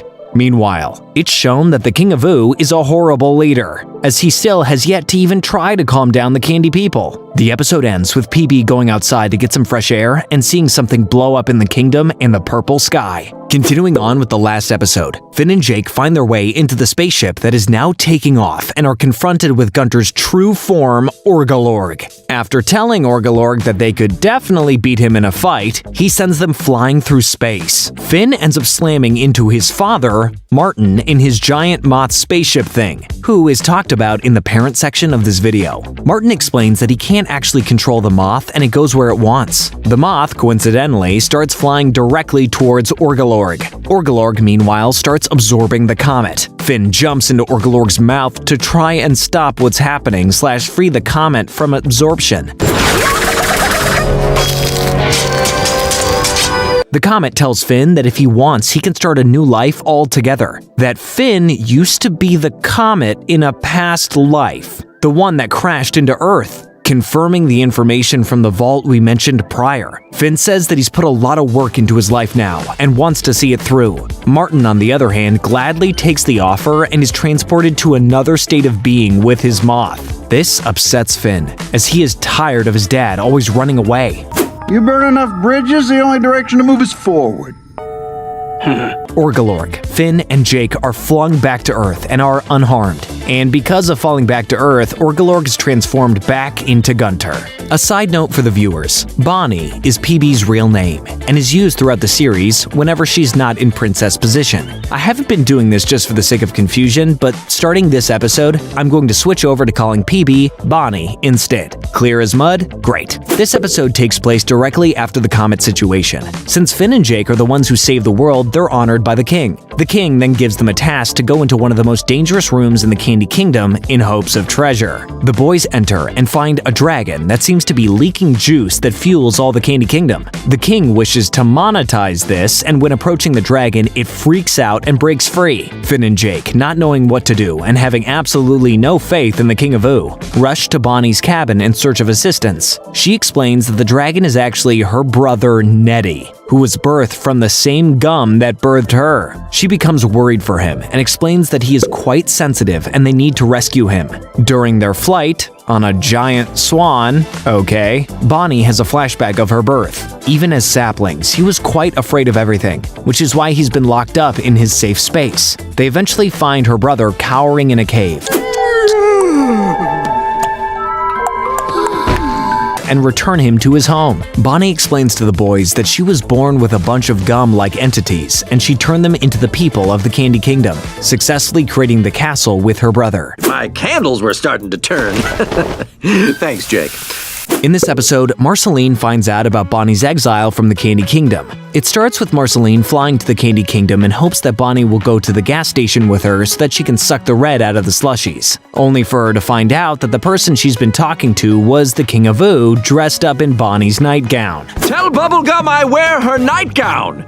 Tell everyone! Marceline angrily goes to the cabin where Bonnie is now staying and confronts her about her disappearance from the Candy Kingdom. Bonnie explains that she was wanting a new start in life and might even make a new kingdom made of vegetables. She's staying up late trying to find the varmints who are eating her crops. The varmints inevitably show up, and they chase them down into some sewers. Marceline makes a comment about how she and Bonnie used to hang out down there frequently before she became the princess. The two find the mother vermin and battle, only to be left even deeper in the sewers. It is there that they find an old graffiti tag that Bonnie wrote after Marceline dared her to do so. Bonnie has a breakdown, crying about how she pushed everyone away, thinking that that would make her satisfied. How if she was the perfect princess, then everything would be fine. Now she's stuck in a hole and can't even look after her own plants. She got dethroned and is all alone. Marceline tells her that it's okay and that she doesn't need to apologize. Marceline then rescues them both and sends them to the surface. Marceline then watches over the pumpkin patch for Bonnie while she finally sleeps. Okay, so this episode begins with a lot of weird stuff going on. Finn and Jake climb a mountain of frozen bodies. The Enchiridion is there, and Farm World Finn is also there proclaiming victory on his newfound world. The show then flashes back to an hour earlier as to how all of this came to be. Prismo calls the boys up in real time and asks for their help. He explains that back in the episode Finn the Dog and Jake the Human, that the farm world that existed after Finn's wish still exists, even after Jake technically got rid of his wish ever happening. And now, the farm world Finn, also called Ice Finn, has control over the Ice Crown and has teamed up with the farm world Lich. The Ice Finn is using his world's Enchiridion to try and make a portal to the real world that they live in. Prismo is freaking out about this because he says he will get into a lot of trouble if his boss finds out. My boss will hold me responsible. He gives Finn a briefcase and tells him to take care of it. The show then flashes back to the ice situation. It is revealed that the object inside of the briefcase is actually a large horn that is supposed to fix time and space bug-ups. Finn, not being able to kill himself even if it's in the form of another dimension, diverts from his plan and tries to steal away his Enchiridion instead.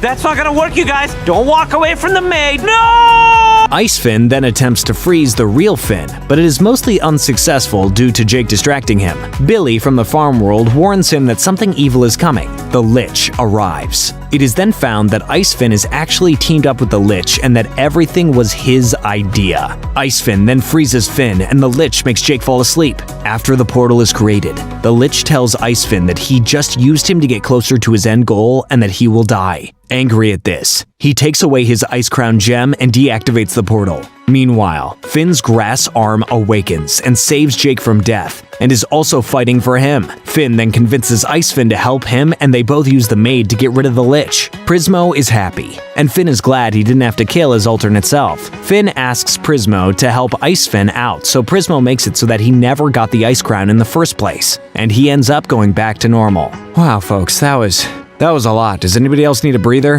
Whew. Okay, let's keep going. Freeboot begins with Susan Strong, which will be more talked about in the Finn and Jake's parent segment of this video. Finn and Jake exploring Buttopia, a place deep underground that resembles the modern world and seems to be a sort of abandoned mall. All of a sudden, there appears to be an earthquake, so they all run out, only to reveal a giant robotic worm containing none other than Tiffany, a boy Jake used to be in a gang with whom they presume to be dead, after previously being eaten by the worm. Tiffany explains that he was actually saved and given a robotic arm by someone named Dr. Gross. They meet Dr. Gross and are given a tour of the ship, which contains a lot of creatures with mechanical body parts. One of the animals tries to warn Jake that something weird is going on, but before Jake can figure that out, Dr. Gross quickly moves them along to the examiner room. She gives them all lollipops and explains that she genetically engineered humans to have upgrades. It is also revealed that she herself is a human, revealing that more humans still exist. The boys quickly realize that the lollipops cause them all to be paralyzed. I can't move my limb/torso! Dr. Gross, help! Dr. Gross starts prepping Susan for surgery, but claims she already has been implanted with something. After saying this, Susan kicks her across the room, revealing that she didn't actually eat the lollipop. Susan takes the boys and runs, only to be chased by Dr. Gross and her cyber-engineered animals. They eventually get caught in a net, and Tiffany has a crisis as he asks Dr. Gross not to harm them, but she ignores him. Tiffany ends up distracting Dr. Gross, while Susan and the boys are able to escape. They free the animals, but alarmingly, one of them just so happens to be a giant eel and starts heading straight for the Candy Kingdom. Tiffany will be okay, man. Reboot begins with the three of them fighting the giant eel. Susan ends up getting electrocuted, which triggers her implant that Dr. Gross was talking about. She reveals that she is a strong seeker and that her target is Finn. She grabs him and flings Jake away, only for Bonnie to show up wondering what the ruckus was about. She orders her banana guards to go retrieve Finn as Susan is now running away with him. They teleport Finn back to the Candy Kingdom, but Susan finds this out immediately afterwards and begins to chase him yet again. Once there, Susan is hit by a laser in an attempt to stop her, but this only makes her bigger. She grabs Finn once again and takes him all the way to the beach. Is there something you want to talk about?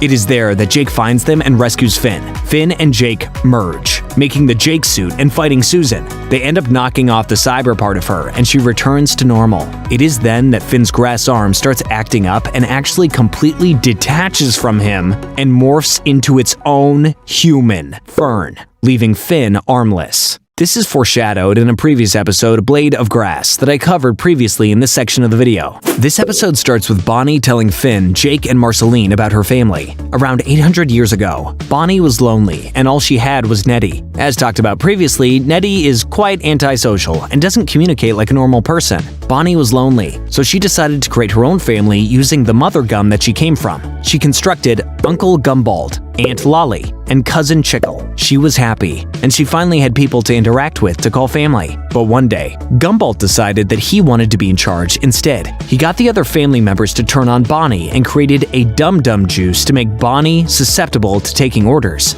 We address the Bonnie problem. Bonnie problem? And turn her into a dumb candy person. Gumbald wasn't trying to use it on Bonnie though, as he ended up turning Aunt Lolly and Cousin Chickle into candy people as well. Specifically, the cookie and the piñata that runs around sometimes in the show that never knows what's going on.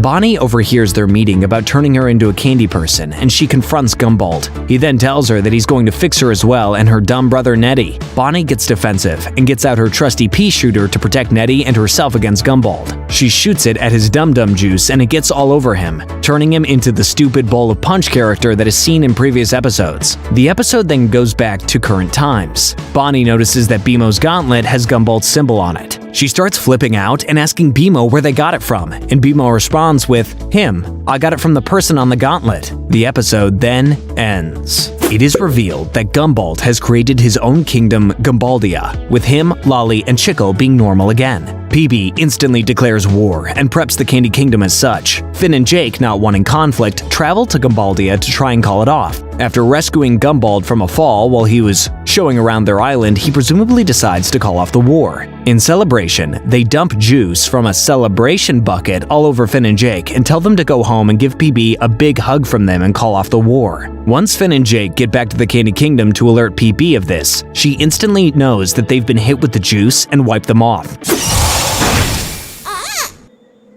Peps? She then angrily declares that the war is most definitely still on. Come Along With Me is a 50-minute special for Adventure Time's last episode, a touching story on how it all ends. The episode starts off with two friends, Beth and Shermie, who live roughly 1,000 years after the outcome of the Great Gumball War. They find a mechanical arm and decide to take it to the King of Ooo to find out where it came from. It is then revealed that their King of Ooo is none other than BMO. After seeing the arm, BMO tells them a story about the end of Ooo. Back in real time, PB has declared war on Gumbaldia and plans on going through with it, even though Finn and Marceline strongly advise her against it. Finn is scared of losing his home, and Marceline doesn't want to relive a war as she lives on hundreds of years ago, and has had trauma ever since. They are unsuccessful in their wishes, and PB still plans to go through with the war. That is, until Finn uses a magic potion that makes them all, Finn, Jake, PB, Gumbald, and Fern, go into a dream type of world. Finn's ultimate plan was to have them hash it out in a place where they couldn't actually hurt each other. PB is upset at first with him. PB and Gumbald don't want to come to a stalemate, and argue basically the entire time they're in the dream world. Don't run away from happiness! I'm gonna fix you! No! It's only after PB relives Gumbald's life that she understands how horrible it is to be a dumb candy person, and that she treated him horribly for so many years. Meanwhile, Fern has a crisis after him and Finn finally defeat one of their monsters from the vault. It's a creature that has been latched onto alternate Finn that's been making him grassy. The only problem is once they defeat it, he no longer has a body, so he slowly dies for the rest of the show. Anyway, moving on, they all wake up, and PB apologizes to Gumball for all that she has done to him throughout the years. He accepts her apology, and they're about to hug it out until Aunt Lolly trips him and it's revealed that he was actually holding Dum Dum Juice, meaning after all that they went through in the dream world, he was still planning on essentially killing PB in the real world. Aunt Lolly does make peace with PB, and the war is called off. Everyone assumes that all is well, until a massive red baby man alien comes through a portal and into Ooo. Okay, I'm not an expert, but this seems bad. You ain't kidding, Shrubs. The episode then shows a flashback of Simon and Betty talking about Golb, the manifestation of all chaos throughout the universe. Golb causes chaos everywhere, considering that's what he's made of. He creates monsters, and overall a lot of unease throughout the Candy People. PB orders her banana guards to fall back, and everyone starts running around like crazy. Also, side note, when Golb showed up, so did Normal Man, and all he said was, "We dogged up for real." It is then revealed through Normal Man that Betty was trying to summon the powers of Golb in order to revert Ice King back into Simon. Oh, it's Weird Lady! Hey, lady. While trying to convince her to stop being weird, Ice King, Finn, and her fall into the mouth of Golb, and he begins digesting them. While digesting, they get reverted back to their most original forms, and Simon returns with normal Betty. They're happy. Meanwhile, Finn is freaking the flip out because he's stuck in Golb's stomach and it's slowly going to crush them all. The gang that's outside of the stomach realize that the thing that harms Golb the most is harmonization. That is discovered after BMO is singing to Jake and his words seem to harm the monsters that Golb created. They all decide to harmonize, and they sing for just long enough for Finn and Simon to escape. Betty decides to stay behind, as she wants to use the ice crown. But I can't. I'm sorry for messing everything up. Now reverted back to its original wish form when it could grant wishes. She wishes for Golb to disappear away from Ooo. When nothing happens, she assumes that that was too powerful of a wish for the crown. She then wishes that Simon is safe instead. Then, all of a sudden, outside of Golb, we can see it transforming into a completely new form altogether. Golb is then shown wearing lashes and being an adult woman rather than a baby. You can then assume that she either wished to become Golb or morphing into Golb was the only way to protect Simon. Either way, Golb flies back up into the portal and leaves Ooo alone. Before Golb completely disappears into the portal, it is shown that the ice crown got left behind.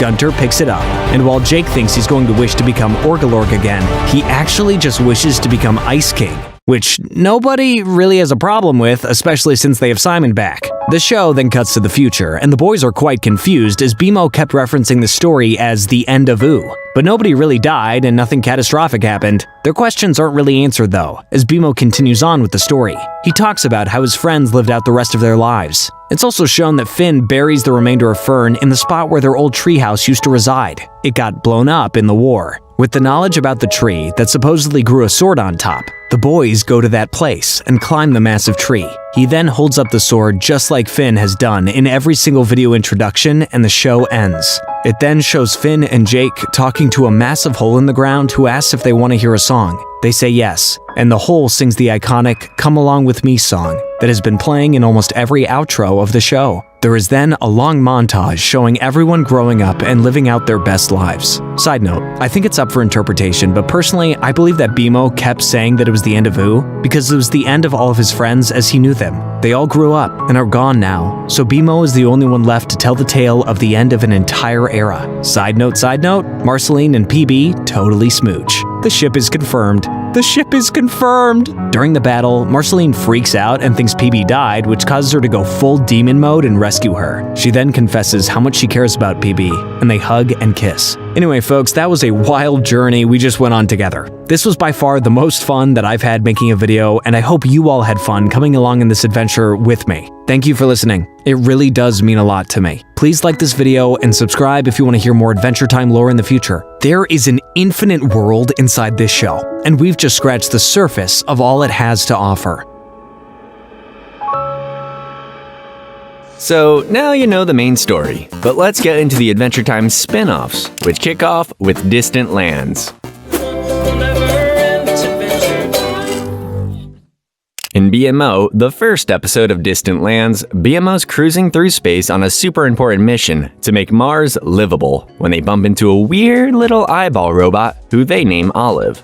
You're round and green, so I'm going to call you Olive, after my favorite type of bread.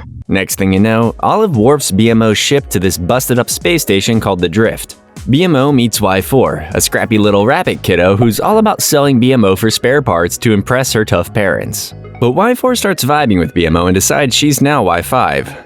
They then roll up to Hugo, the big cheese of the Drift, who's not impressed with BMO, but needs a Genesis crystal from one of the jungle pods to juice up a getaway ship for the Drift residents. BMO gets bumped when they find out Y5's initial plan and bravely goes into the jungle pod solo. Surprise! Hugo's sneaky assistant, Mr. M, double-crosses BMO, leaving them stranded.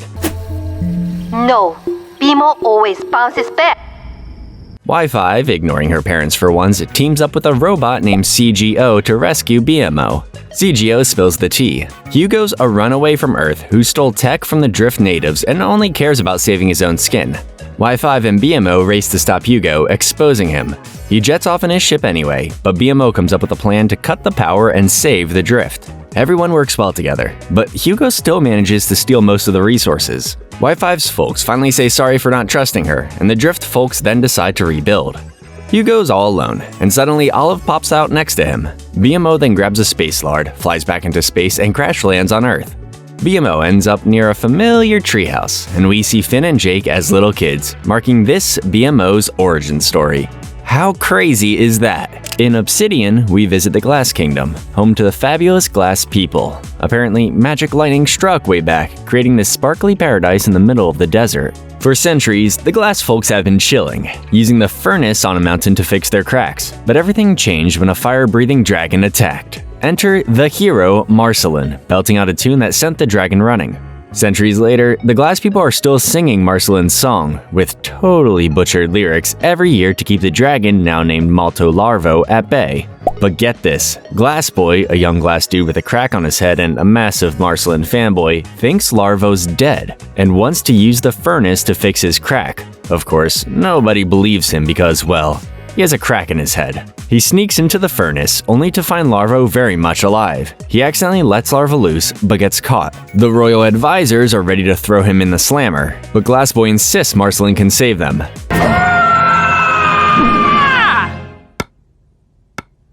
Cut to Marceline and Bubblegum living in domestic bliss in Marceline's house. They're baking, reading, and generally being adorable. Back in the Glass Kingdom, See-Through Princess, Glass Boy's only friend, helps him escape his cell so he can go find Marceline. Meanwhile, the royal advisors are plotting to overthrow See-Through Princess. When Larvo overhears them talking about his defeat at the hands of Marceline, he then spits out these black orbs that turn into glass assassins to hunt Marceline. Glass Boy, after a long journey and with help from a certain Ice King, makes his way to Marceline's house, where he spills the beans about Larvo's return. In a flashback sequence, we see a younger Marcy dealing with the dragon, but there's some tension between the couple. Marceline shoots PB a dirty look. PB, equally ticked, declares they're done and storms off crying. The glass people hail Marceline as a saint, but she's lost PB. Marceline and Bubblegum are hesitant, given their history, but Glass Boy's persistence wins them over. They ride off on Marceline's motorcycle. As Marceline and PB return to the kingdom, it's not exactly a warm welcome. See-Through Princess is happy to see Glass Boy, but the royal advisors are not thrilled about him bringing strangers. The Glass Assassins show up and attack, but they manage to fight off the attackers with music and teamwork. The glass people are finally convinced she's the real deal, but PB feels left out. They head to the furnace, where Marcy realizes they've been singing her breakup song wrong for centuries. She asks PB if it's okay to sing it again, and then belts out "Woke Up." So glad that I woke up. I don't really care about your stupid candy kingdom. But Larvo breaks through the door and starts melting people. Marceline is shocked her song didn't work, but PB's got a backup plan and temporarily traps him with a force field. In a flashback, we learn that way back then, PB was actually the one who called to deal with the dragon. Drama alert, PB and Marcy get into a fight, and in a fit of anger, Bubblegum tells Marceline to scram. Heartbroken, Marceline belts out a breakup anthem aimed at PB, which somehow works on the dragon and sends him back into the furnace, giving some context to the earlier flashbacks. In present day, PB tells See-Through Princess that she can stop Larvo permanently with her root beer, but it's risky. Bubblegum is able to convince See-Through Princess to take the risk, so PB shuts down her force field and Larvo escapes. The glass people pour root beer on him, crystallizing him. But Larva breaks free with crystal armor and begins demolishing the kingdom. Marceline and Glassboy arrive, and PB urges Marceline to sing a new song, but Larva approaches and quickly takes out PB and Marcy. Glassboy, realizing that he is the one that Larva is after, lures Larva back to the furnace, where the royal advisors trap them inside by cranking the force field to full effect. With the cave destabilized and with no way out, the two sat down and finally reconciled with each other. Thinking that it was the end for the two of them, Marceline decides to be honest with PB and let her know how she truly felt through a song. She picks up her old guitar from Glassboy and starts singing a new, heartfelt song, Monster, about vulnerability and healing. Larva awakens and listens to her song, and then begins to reminisce about his own difficult past from when he was a young tadpole-like creature. After Marcy finishes singing her song, she and PB share a passionate kiss. Larva removes the stone that is hiding a scar, which starts to glow brightly, causes his entire body to turn into nothing but a black husk as the light fades. From the black husk, a harmless, majestic winged cat-like creature emerges. Yeah, we can totally kill it now! Peebs, no. Bubblegum, Marceline, and Glassboy emerge from the furnace unharmed, but are shocked to see that see-through princess has been shattered into two by the explosion. However, she uses the ribbon she wears to reattach herself and then states that thanks to Glassboy, she now realizes that cracks actually make them stronger rather than label them as outcasts as they were taught to believe. In the Glass Castle, everyone celebrates their victory by having a simple dance party, with Glassboy singing Eternity with You. Everybody, apart from the royal advisors, are happily dancing to the song until Glassboy hits a very high note and causes their heads to break into pieces. PB and Marcy continue to dance together as Marceline compliments her for her looks, and PB concedes that she is happy that she finally gets to dance with her. Marcy then admits that she has a lot more songs to sing, to which Bonnie replies that she looks forward to hearing them, as she has always loved her songs. The story ends with a nostalgic flashback to the moment they first met, closing with hope, healing, and harmony. Many decades have passed since the events of Obsidian. We join Finn and Jake as they're escaping an ice cream cave, dodging ice cream monsters because, naturally, they stole the 50-flavor ice cream. Ice King swoops in, nabs Turtle Princess and Lumpy Space Princess, but Finn and Jake, they're on it, battling snow golems like it's another Tuesday. They get to Ice King's place, find the princess tied to some crazy contraption where saving one means the other gets a hot ice bath. Finn somehow manages to save both, but Jake gets a little frosty in the process. Turtle Princess remembers giant worms are wrecking her library, so Finn, using Jake's ice block as a weapon, takes care of it. Finn notices things seem a little off. Just then, a giant bird snatches the last worm, and they hitch a ride back to the tree fort where things get super dark. There's an open grave, Jake crawls towards it, melts, and the tombstone reads R.I.P. Jake. This isn't happening! Not now! Not again! Not... Finn's freaking. Then he realizes it's all a dream caused by a dream parasite latched onto his backpack. Plot twist, old Finn's actually dead. Like, for real. He's hanging out with a bunch of old-timers in a cave that's the gateway to the Land of the Dead. Hoping to see Jake, Finn rushes through, ignoring the gate guardian, but instead of Jake, he finds Mr. Fox, his guide to the dead world. Finn's laser focused on finding Jake. Mr. Fox tells him he can appear as any version of himself. He tries a few, including Shoko, before settling on his teenage self. They track down New Death, who's guarded by Tiffany. Yes, that Tiffany. After a quick tour and a Tiffany knockout, they find New Death, who's basically an angsty teen who threatens everyone's second death. But when Finn mentions the 50th Dead World, New Death gets all kind of interested and kicks them out. Tiffany, feeling betrayed, thinks they're enemies again. Finn, after reminding him of their bond with Jake, steals Tiffany's Undertaker pipe and starts hopping through Dead Worlds. He bumps into Joshua, Margaret, and Jermaine, who tell him the only way to get to the 50th Dead World is to not want to get there. Easier said than done. Surprise, little brother! I'm here too! Oh, he's gone. Tiffany and a bunch of Undertakers show up and blow up the Dead World, leaving Finn floating in space. He cries out for Jake, who feels his vibes and comes down from the 50th Dead World, but Jake's all casual and says, "I'll see you when you get to the 50th. But Finn distracts him with gum. Suddenly, a group of Undertakers jump Finn, and Jake, realizing the danger, joins the fight. New Death shows up and reveals it was all a plan to get Jake out of the 50th so he could destroy it. Turns out, the 50th is super boring, just everyone at peace. But New Death destroys it anyway, sending everyone to the first Dead World, which is basically Afterlife Maximum Security. Tiffany saves Joshua, Margaret, and Jermaine, but keeps them tied up. Finn and Jake try ghost calling Princess Bubblegum, but get Peppermint Butler instead. Then he helps them get to Life's realm, where they learn that she's New Death's mom. Life, pissed that her son is messing with reincarnation, gives them the Kiss of Life, a staff that can conquer death but doesn't have time to give them a crucial warning. Finn and Jake reappear in the first dead world. Tiffany saves Finn, but says he's only there for Jake. Jake convinces Tiffany that New Death needs to go for the sake of all souls. They disguise themselves as Shoko and her tiger, but it fails, and they go rogue. The other Undertakers rip off Tiffany's wings and throw him into the pit, but Joshua and Margaret save him and adopt him as their own son. Finn and Jake challenge New Death with the kiss of life, but he gets back up. Finn uses Margaret's note Hold Still as a talisman, trapping him. New Death reveals he didn't want to be Death. It just happened when he struck down the old one and got chained to his stuff, hinting the same will happen to Finn or Jake. As they're debating, the Lich, who's been New Death's right-hand man, literally, reveals he manipulated New Death into killing his father and ending the cycle of resurrection. He starts burning the talisman. Finn and Jake fight over who will stop him, both willing to sacrifice themselves. Mr. Fox shows up and activates the Kiss of Life just in time, killing New Death and becoming the New Death. The Lich's hand is all that's left, and he tries to take control of Mr. Fox, but Jake crushes him and throws him into the void.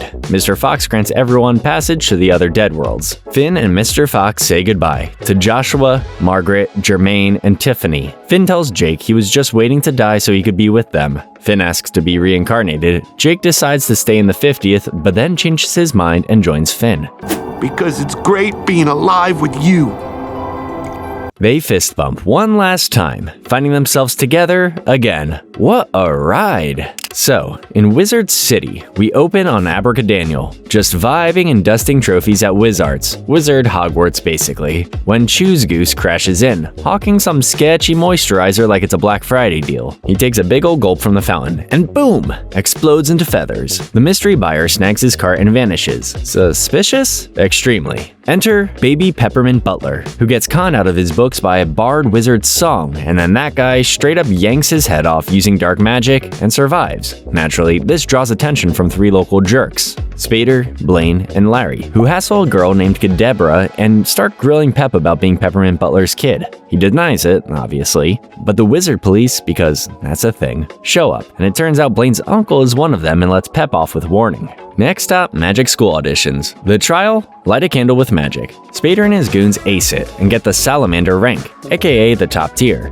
Kadebra does stage magic also and lands the Skink rank, the lowest of the low. But nepotism helped, cause she's Abracadaniel's niece. Pep tries a spooky dark spell that summons the skull and gets chased around, but one of the professors, Dr. Caledonius, sees potential and lets him in as a skink too. Spader's crew wastes no time making fun of him. That night, a creepy ghost bursts out of Pep's mouth. Kadebra sees it and freaks. Pep lies and says it's a curse from his uncle, aka himself, conveniently dark magic flavored. They sleep in the skink dorm, and we cut away to find, oh look, Choose Goose's body floating in a jar, and some rando cackling while moisturizing. Next day, transmutation class with Reform Dark Wizard Bufo, who proves his new leaf by turning Larry into a rock for interrupting. No biggie. Students are then told to mutate an egg. Pep's paired with Kadebra, who still refuses to do real magic.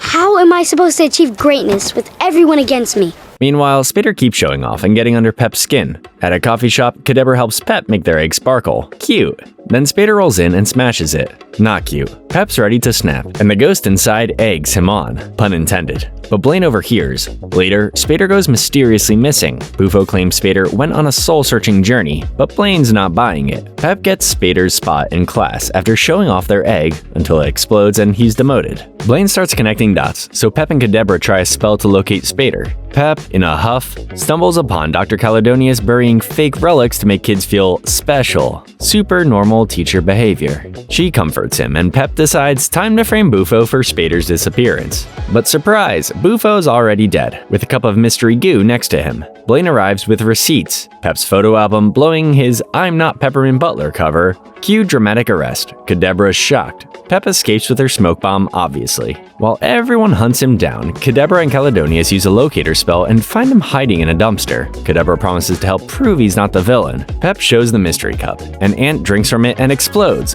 Bingo! Caledonius IDs it as the Chalice of Kokontepi. Cue Secret Tunnel Adventure. They stumble upon a skeleton on a throne. Spader skeleton. Surprise again! The cult of Kokontepi, aka half the faculty and a brewery owner, shows up. Turns out, the school's magic comes from the remains of a magical being, Kokon Tepe, and they've been trying to resurrect it by feeding people ichor, magic juice. Goose? Exploded. Bufo? Dead. Spader? Also dead. Pep? Their chosen one. Caledonius offers him a cup. Kadabra begs him not to drink it. Caledonius sends Bufo's weird tadpoles after her. Meanwhile, in Pep's brain, his inner demon is like, do it. And he does. He annihilates the cult, saves Kadabra, but then later turns on her too. Yikes. But Kadabra, queen of stage tricks, hits him with a surprise performance and a stomach punch. Pep vomits up the ichor and returns to normal. Inner demon reappears, gets yeeted out like a bad roommate. Pep's finally free of his past. In the aftermath, Weaponhead, yes, real name, becomes the new headmaster and clears Pep's name. He's offered a rank upgrade but turns it down to learn with Kadabra. Friendship wins. Larry gets unrocked, and they ponder Spader's fate. And in a post-credit twist, Choose Goose is alive and evil, menacingly holding Bufo's tadpoles. The next spin-off, Fionna and Cake, steps into the multiverse for all sorts of shenanigans, so buckle up. So, in Fionna Campbell, Fionna the human and Cake the cat are fighting off a literal rat bus and saving strangers like it's no biggie. Mid-rescue, two folks bail, so Cake plays catcher while Fionna casually chucks a pole into the tire. Bus gets mad, chases her down, and Fionna ends up cannonballing into a random pool after a run-in with some scaffolding. Enter the Ice Prince. He skates in all dramatic-like, helps her finish the fight, and invites the girls on a magical adventure. Fionna's hyped. Cake? Not so much, but it was all a dream. The Ice Prince morphs into an alarm clock, and Fionna wakes up in a drab apartment where Cake is just a normal cat. Turns out Fiona's just Fionna Campbell, your local tour guide with a dead-end job, a stale love life, and a possibly magic cat. Stop acting crazy! She vents about her weird dream while giving a tour, relatable, and her buddy Marshall Lee casually blames on her breakup with DJ Flame. Cake starts seeing blue sparkles like a feline acid trip, so Fionna books a vet visit. Then the day totally tanks. Fionna gets fired for bringing a rabid cat on her tour. Marshall bounces without paying the bus fare, and she rage walks through town like a one-woman wrecking ball, turning down a roller derby invite and plowing through Banana Guard cosplayers. She ends up at Gary Prince's bakery, venting over coffee while Gary makes gingerbread men. Meanwhile, Cake keeps seeing sparkles and chases a mouse until Beatrice Butler shuts the bakery down like it's a crime scene. Off to the vet. But first, Fionna runs into Marshall Lee. Marshall, could you let your mom know my rent is gonna be late this month? Spills her coffee on herself again, and ends up getting directions to Ellis P., a forest weirdo who bribes squirrels with peanuts. Ellis feeds Cake some catnip, casually drops a bomb. Cake's not sick, she's bored and craving magic. Next thing you know, Cake spots more sparkles, bolts off, and dives headfirst into an ice cream freezer and vanishes. At the start of Simon Petrikov, we're in a post-apocalyptic sewer pipe, and Simon is playing Apocalypse Dad, trying to keep tiny Marceline safe from a bunch of radioactive sludge monsters. She begs Simon not to use his crown, and surprisingly, he listens. They have a sweet dad-daughter moment over a lost button, and Simon gives her the old "you'll be okay without me" speech. Fast forward to modern-day Ooo, Simon's back to being a regular sad guy with a mid-century obsession. He's running a nostalgia museum for the new humans. A little girl cosplaying as Fionna won't stop pestering him for new stories, and he finally snaps. He insists he didn't write the Fionna and Cake stories, Ice King did, and yeets the fanfic into the trash. Something creepy stirs under a blanket. A talking dog gets unplugged and Simon rage quits the museum. He retreats to a Gulb shrine in his closet, as one does. But the blanket monster gives him a spook. Next stop, the Candy Tavern. Dirt Beer Guy is slinging drinks and trying to bond with Simon over fanfic. Simon wants none of it. He's still mourning Betty, still hates the spotlight, and now he's arguing with a beer vendor about creative ownership. Thankfully, Finn and Ghost Bro Jake pop in to remind him that everyone loved those stories, and even Jake's son, TV, is a super fan. But Simon drops the real talk. He feels like a fossil in this shiny future, too human to be magical and too magical to be human. And worst of all, he kinda misses being Ice King. At least back then, things made sense. Finn, with a solution, drags Simon on a cheer-up quest, which quickly turns into Simon screaming while dangling over a pit of thorns. They head to the forbidden head of the forest, where Simon accidentally stabs a fish monster in the eyeball. Finn slays it, thanks it for its service, and grills its eye for dinner. But Simon is still mopey. Then Simon stumbles on a bear, gets clawed, and Finn saves him again. Simon lies through his teeth about feeling better and limps home. Cue a walk of emotional doom. He sees some fairies help a kid in a scene that reminds him of Little Marcy and calls Marceline, who's casually getting tattooed with Princess Bubblegum, but he pretends to be fine. Back at home, Simon digs the trashed Fionna and Cake book out. The creature in the cage starts trolling him. Surprise! It's Choose Goose, who is now an evil, ichor-chugging gremlin. Simon hooks him up to a mad scientist's setup and tries to summon Golb. Nothing happens. Then, a portal opens up in the back of Simon's head, and out pops Cake the cat, fresh from another dimension. Simon's brain breaks a little. Meanwhile, elsewhere in the time room, a pink light flashes on remote control, hinting at whatever's coming next. It's gonna be even weirder. In Cake the Cat, Finn and Jake are out here parkouring through ancient ruins, dodging booby traps and dragging around a suspiciously sentient egg that swears it's just out of shape. Just as they're about to bounce, in swoops a mutant mega chicken with way too many eyes. But don't worry, Finn goes full Jake suit, decapitates the thing, and celebrates with a bro fist. Meanwhile, in the time room, Prismo is chilling with reality TV level surveillance on Ooo, until his cosmic remote starts flipping out. He responds the mature way, cranking the volume and pretending it's not his problem. We then jump dimensions to Fionna World, where Fionna is chasing after Cake, who just dove into a sparkly blue portal in an ice cream freezer. Fionna tries to follow, but gets karate checked by the ice cream queen. She apologizes after landing a solid kick and keeps hunting. Back in Ooo, Simon's day is going about as normal as it can, until a loud, magical cat, Cake, crash lands in his house. He slaps a universal translator on her, and once she starts yelling for Fionna, he realizes, yep, this is the Cake. She hums a weird tune, scratches Simon's face when he gets too close, and accidentally unleashes evil Choose Goose before sprinting into Golb's shrine zone. Then Astrid, the ultimate Fionna fangirl, shows up to mandate her book back. Cake bolts again, mistaking every human she sees for Fionna, and eventually falls off Human Island. She wakes up in Ooo, stares at the candy and ice kingdoms like a wide-eyed tourist, then nearly mauls a squirrel hauling apples. But wait, the squirrel talks? And so can Cake? After a quick voice setting adjustment, she's back to being her fabulous feline self. Usually, I just meow and my human puts food in my bowl. Meanwhile, in Fionna World, Fionna is venting to Marshall Lee and LSP at a statue of Betty Groff. They're chilling, drinking wine, and not taking her story seriously. Ellis, casually playing with his intestines, tells her to follow her gut, so she vows to find Cake. Back in Ooo, Cake and the squirrel bonding like besties. She's loving the independence. He's got stories about toxic ex-roommates from the tree, and when those same roommates try to snatch him, Cake goes full claw mode and saves the day. Cut to Simon, who's duct taping Choose Goose's beak shut and actively not thinking about magical cats or portal hopping girls. Back in Fionna World, Fiona's brain freezes so hard from a latte that it tears open another portal in Simon's head. She falls through and ends up in Simon's apartment. He starts spiraling about her being a figment of his Ice King fanfiction, so he bails fast. Luckily, Astrid points her towards the market.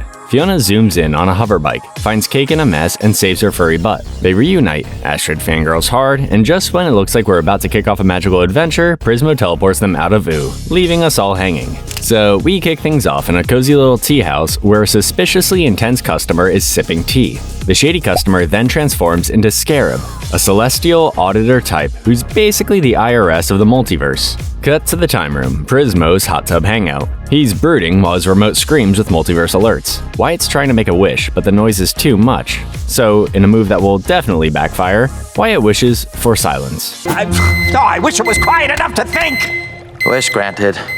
Oh, wait, Prismo obliges by launching him into a black and white silent film universe. Tree Trunks is robbing banks, PB's doing cop stuff, and Wyatt's literally tied to the train tracks. Classic. Peppermint Butler saves him, but not before Wyatt farts on screen. Eventually, Prismo checks his messages and sees a crossover alert. There's Huntress Wizard, PB chillin' at the Candy Orphanage, and Fionna and Cake. But something's off. They look real. Prismo zaps them into the time room and is confused. So he does the only logical thing. Give Cake a voice and turns them into their old school fanfic versions from Ice King's brain, powers and all.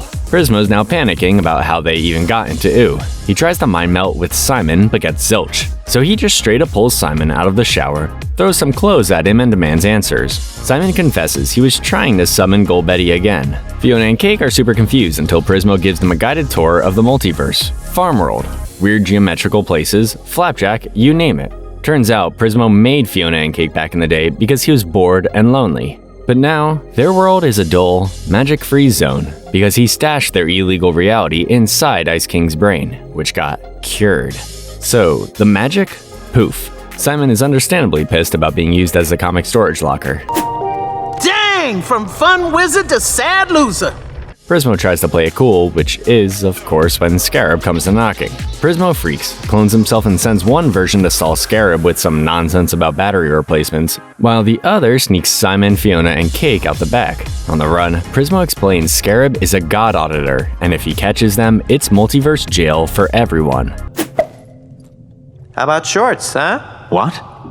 They make it to the time core, where Prismo finally drops the bomb. Fionna and Cake's universe isn't even on the multiverse map. It's a glitch, and keeping it around could break everything. He takes them to visit Old Man Prismo, who spills the real plan. Force Simon to reopen the portal and shove them back home before everything unravels. Naturally, Fionna and Cake do not vibe with that and make a break for it. Scarab, now suspicious, starts piecing things together and sees an opening. Thus, Prismo destroys the rogue universe and snags his job as the Wishmaster. Prismo decides to help the trio escape. He tosses them to the time remote and heroically stalls Scarab. They land in a random cornfield, and while Fionna and Cake are ready to button mash their way to freedom, Simon stops them when he sees something: his old Ice King robe. Simon's got a plan. He's going to become the Ice King again, to protect them, bring back the magic, and make it last this time. In episode 5, Destiny, we kick things off with a cold opening, literally. Icefin flash freezes a mom and her baby in a carriage. Flash forward to now, and Simon, Fionna, and Cake have crash-landed in Farm World. Simon's got a plan to become Ice King again, while Fionna and Cake are wondering how that will help them. Simon explains that they need a crown to redo the summoning ritual. Fiona's hyped, until she immediately collapses. Cake is busy playing Snake on her phone, then proudly offers Fionna a dead mouse. Simon, being the adult, suggests they hit up the local library. They roll into town, where Simon is begging them to lay low, but Fiona's got loot on the brain. Act like a normal cat. Fine. Meow, meow. Meanwhile, Prismo's trapped in a cube in the time room, trolling Scarab, who's trying to work the multiverse remote but fails. Annoyed, Scarab crystal tracks our trio to Farm World. Back in town, things seem oddly normal, until they find the library, which has been turned into a bonfire party, hosted by the Destiny Gang. They're hyped about their cult leader, Big Destiny, and the defeat of the Snowman. Fionna goes full barbarian on a guy for crown info. Eventually, sketchy Choose Bruce claims he's got the crown, so Fionna trades her phone. Plot twist, it's a party hat. No refunds. Cake wrecks his stand with a mega punch and they bolt, but not before someone notices her stretchy powers. That someone corners them. But Jay Merton swoops in for the save. Turns out he's magic aware and takes them to meet his grumpy dad, Farm World Finn. Finn's suspicious, especially of the talking cat, but lets them crash for the night. Oh, hi, cat. Hey, cutie. It can talk. Over dinner, Cake accidentally outs their plan to put the crown on Simon's head, and Finn is not thrilled to relive his Icefin trauma. He kicks them out, but Jay wakes Simon up later and offers to take them to the crater where Finn found the crown. Bonnie joins in too, after blackmailing Jay with tattletale threats. Meanwhile, disguised Scarab shows up at Finn's house asking about strangers. Finn lies, but once he realizes the kids are gone, he grabs his flamethrower arm cannon like any concerned dad would. At the crater, Cake sniffs out the shattered remains of the crown. Simon's ready to hop to another universe, but Fiona's spiraling. Then, Jay and Little Destiny pop out, reveal they're dating, and Little Destiny's wearing a cursed jewel from the old crown that's making her sick. Big Destiny crashes the party, calls her weak, and things escalate fast. He throws the jewel down. Cake goes for it. Big Destiny gives Little Destiny a knife and tells her to stab Jay. Just in time, Farm World Finn arrives on his mount, flamethrower blazing. While Finn takes on the Destiny Gang, Cake grabs the jewel, and Simon opens the remote. That's when Scarab shows up in full bugged-out glory and shanks Finn in the head. Brutal.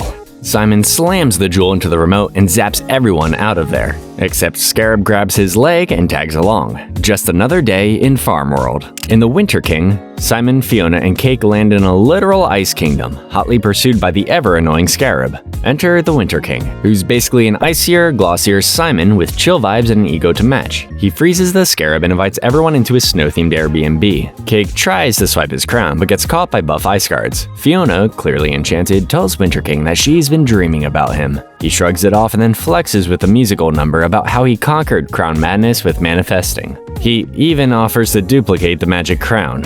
Cut to Candy Chaos. The villainous Candy Queen crashes the Ice Boys hangout and kidnaps Simon and the Winter King. She's planning to bake them. Not metaphorically, like blender, batter, bake them. So this happens a lot. Not this part.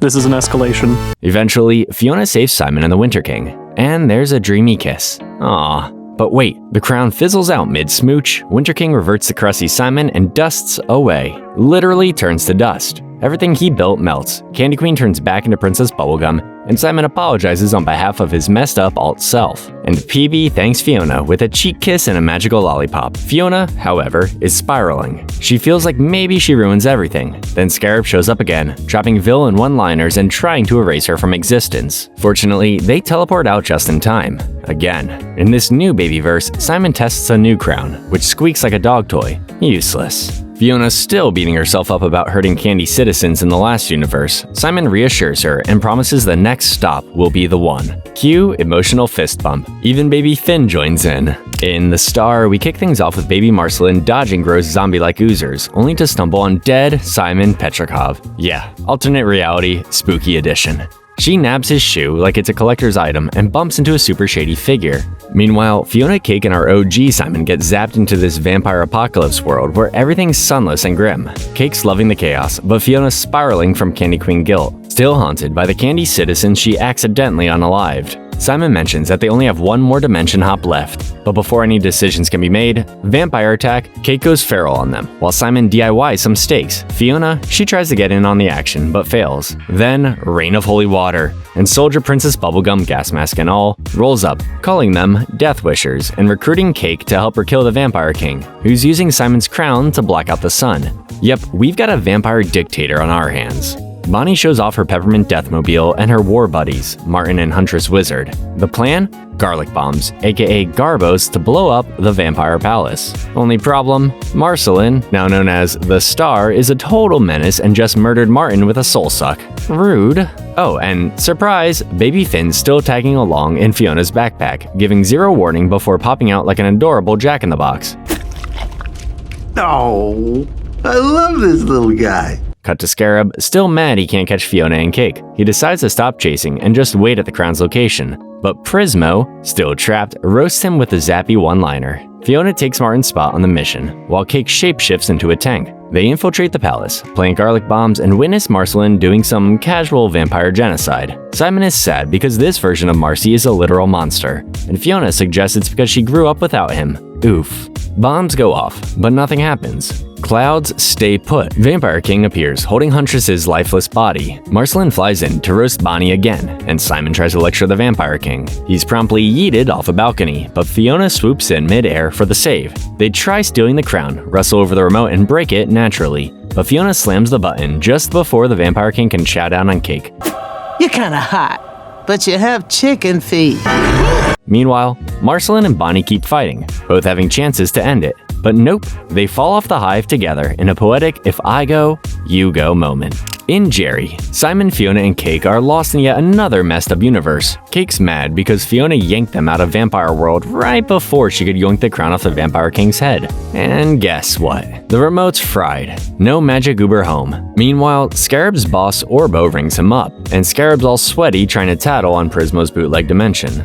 Orbo's not impressed. Back with our trio, Simon's in sad dad mode, reminiscing about Marceline and getting all philosophical about how maybe the crown made her stronger, but like, in a messed up way. Fiona's also feeling feelings, blaming herself for messing things up with Cake.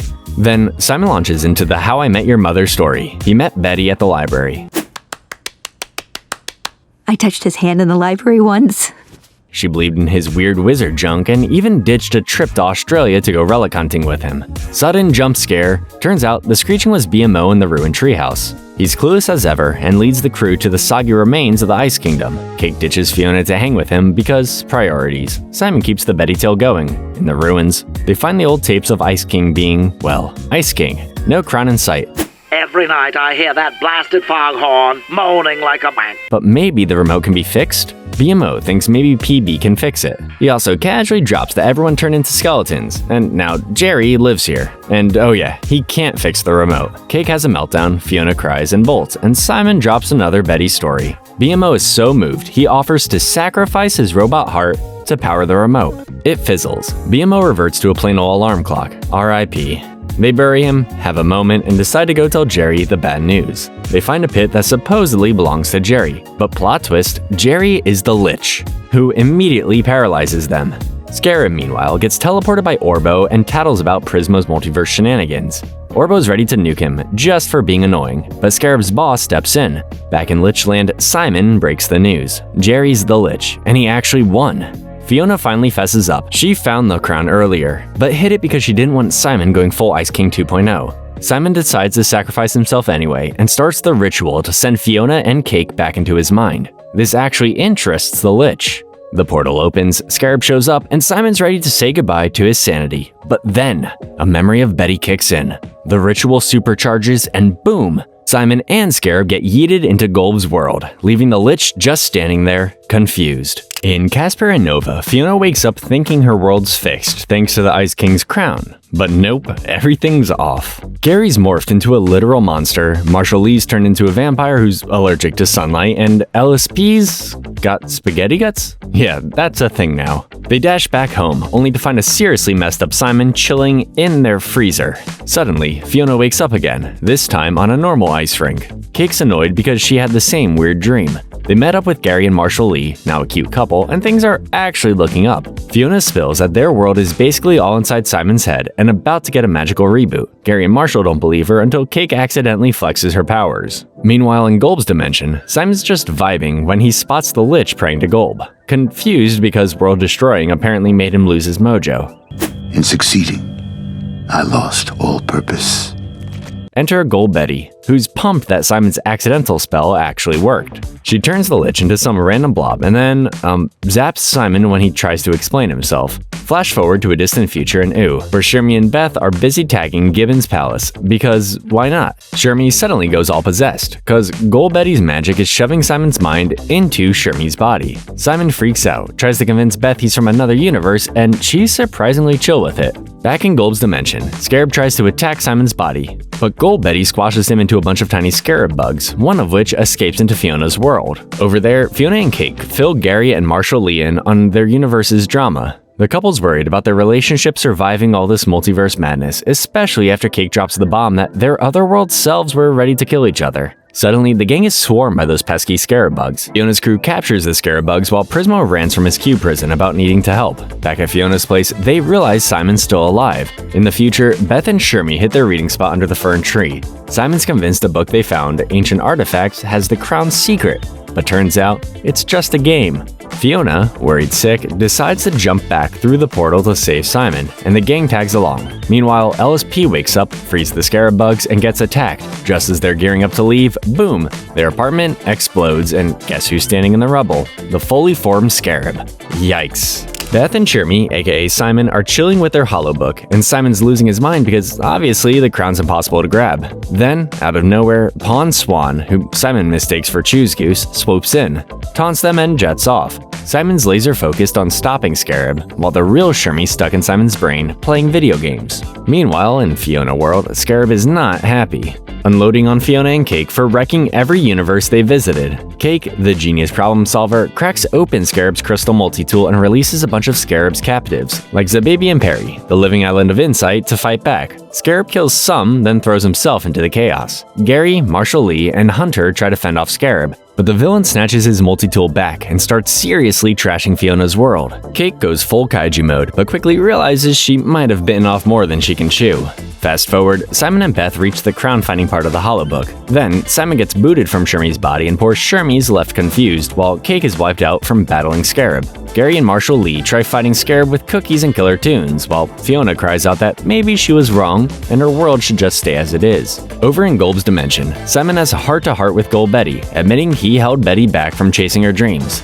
We could have made better ones, but I don't have any regrets. They share a bittersweet goodbye on a bus. Betty calls Simon a wonderful experience, and Simon calls her everything. Cue all the feels. Simon wonders if it was all in his head or real, then realizes he put the crown back on just to help Fionna and Cake. Now he knows he deserves to exist just like them, which makes Golb Betty smile. Just then, Fionna calls, warning about Scarab. Simon's ready to put the crown on again, but Fionna says no way. She'd rather fight and maybe die for her world. Simon protests, but it's my world, in my head. Fionna snaps back, and Simon tosses the crown aside, coughs up a dandelion seed head that is Fiona's world, and hands it back to her through the portal. She wishes on it. Seeds scatter, and bam! Healing everywhere. Golb Betty scoops Simon up, sending him soaring through the void, morphing back into Golb. Simon drifts through dimensions, searching for the way home. Meanwhile, Prismo finally breaks free, does a happy dance because Fionna World just got official in the multiverse, and teams up with Wild Crew to help fight Scarab.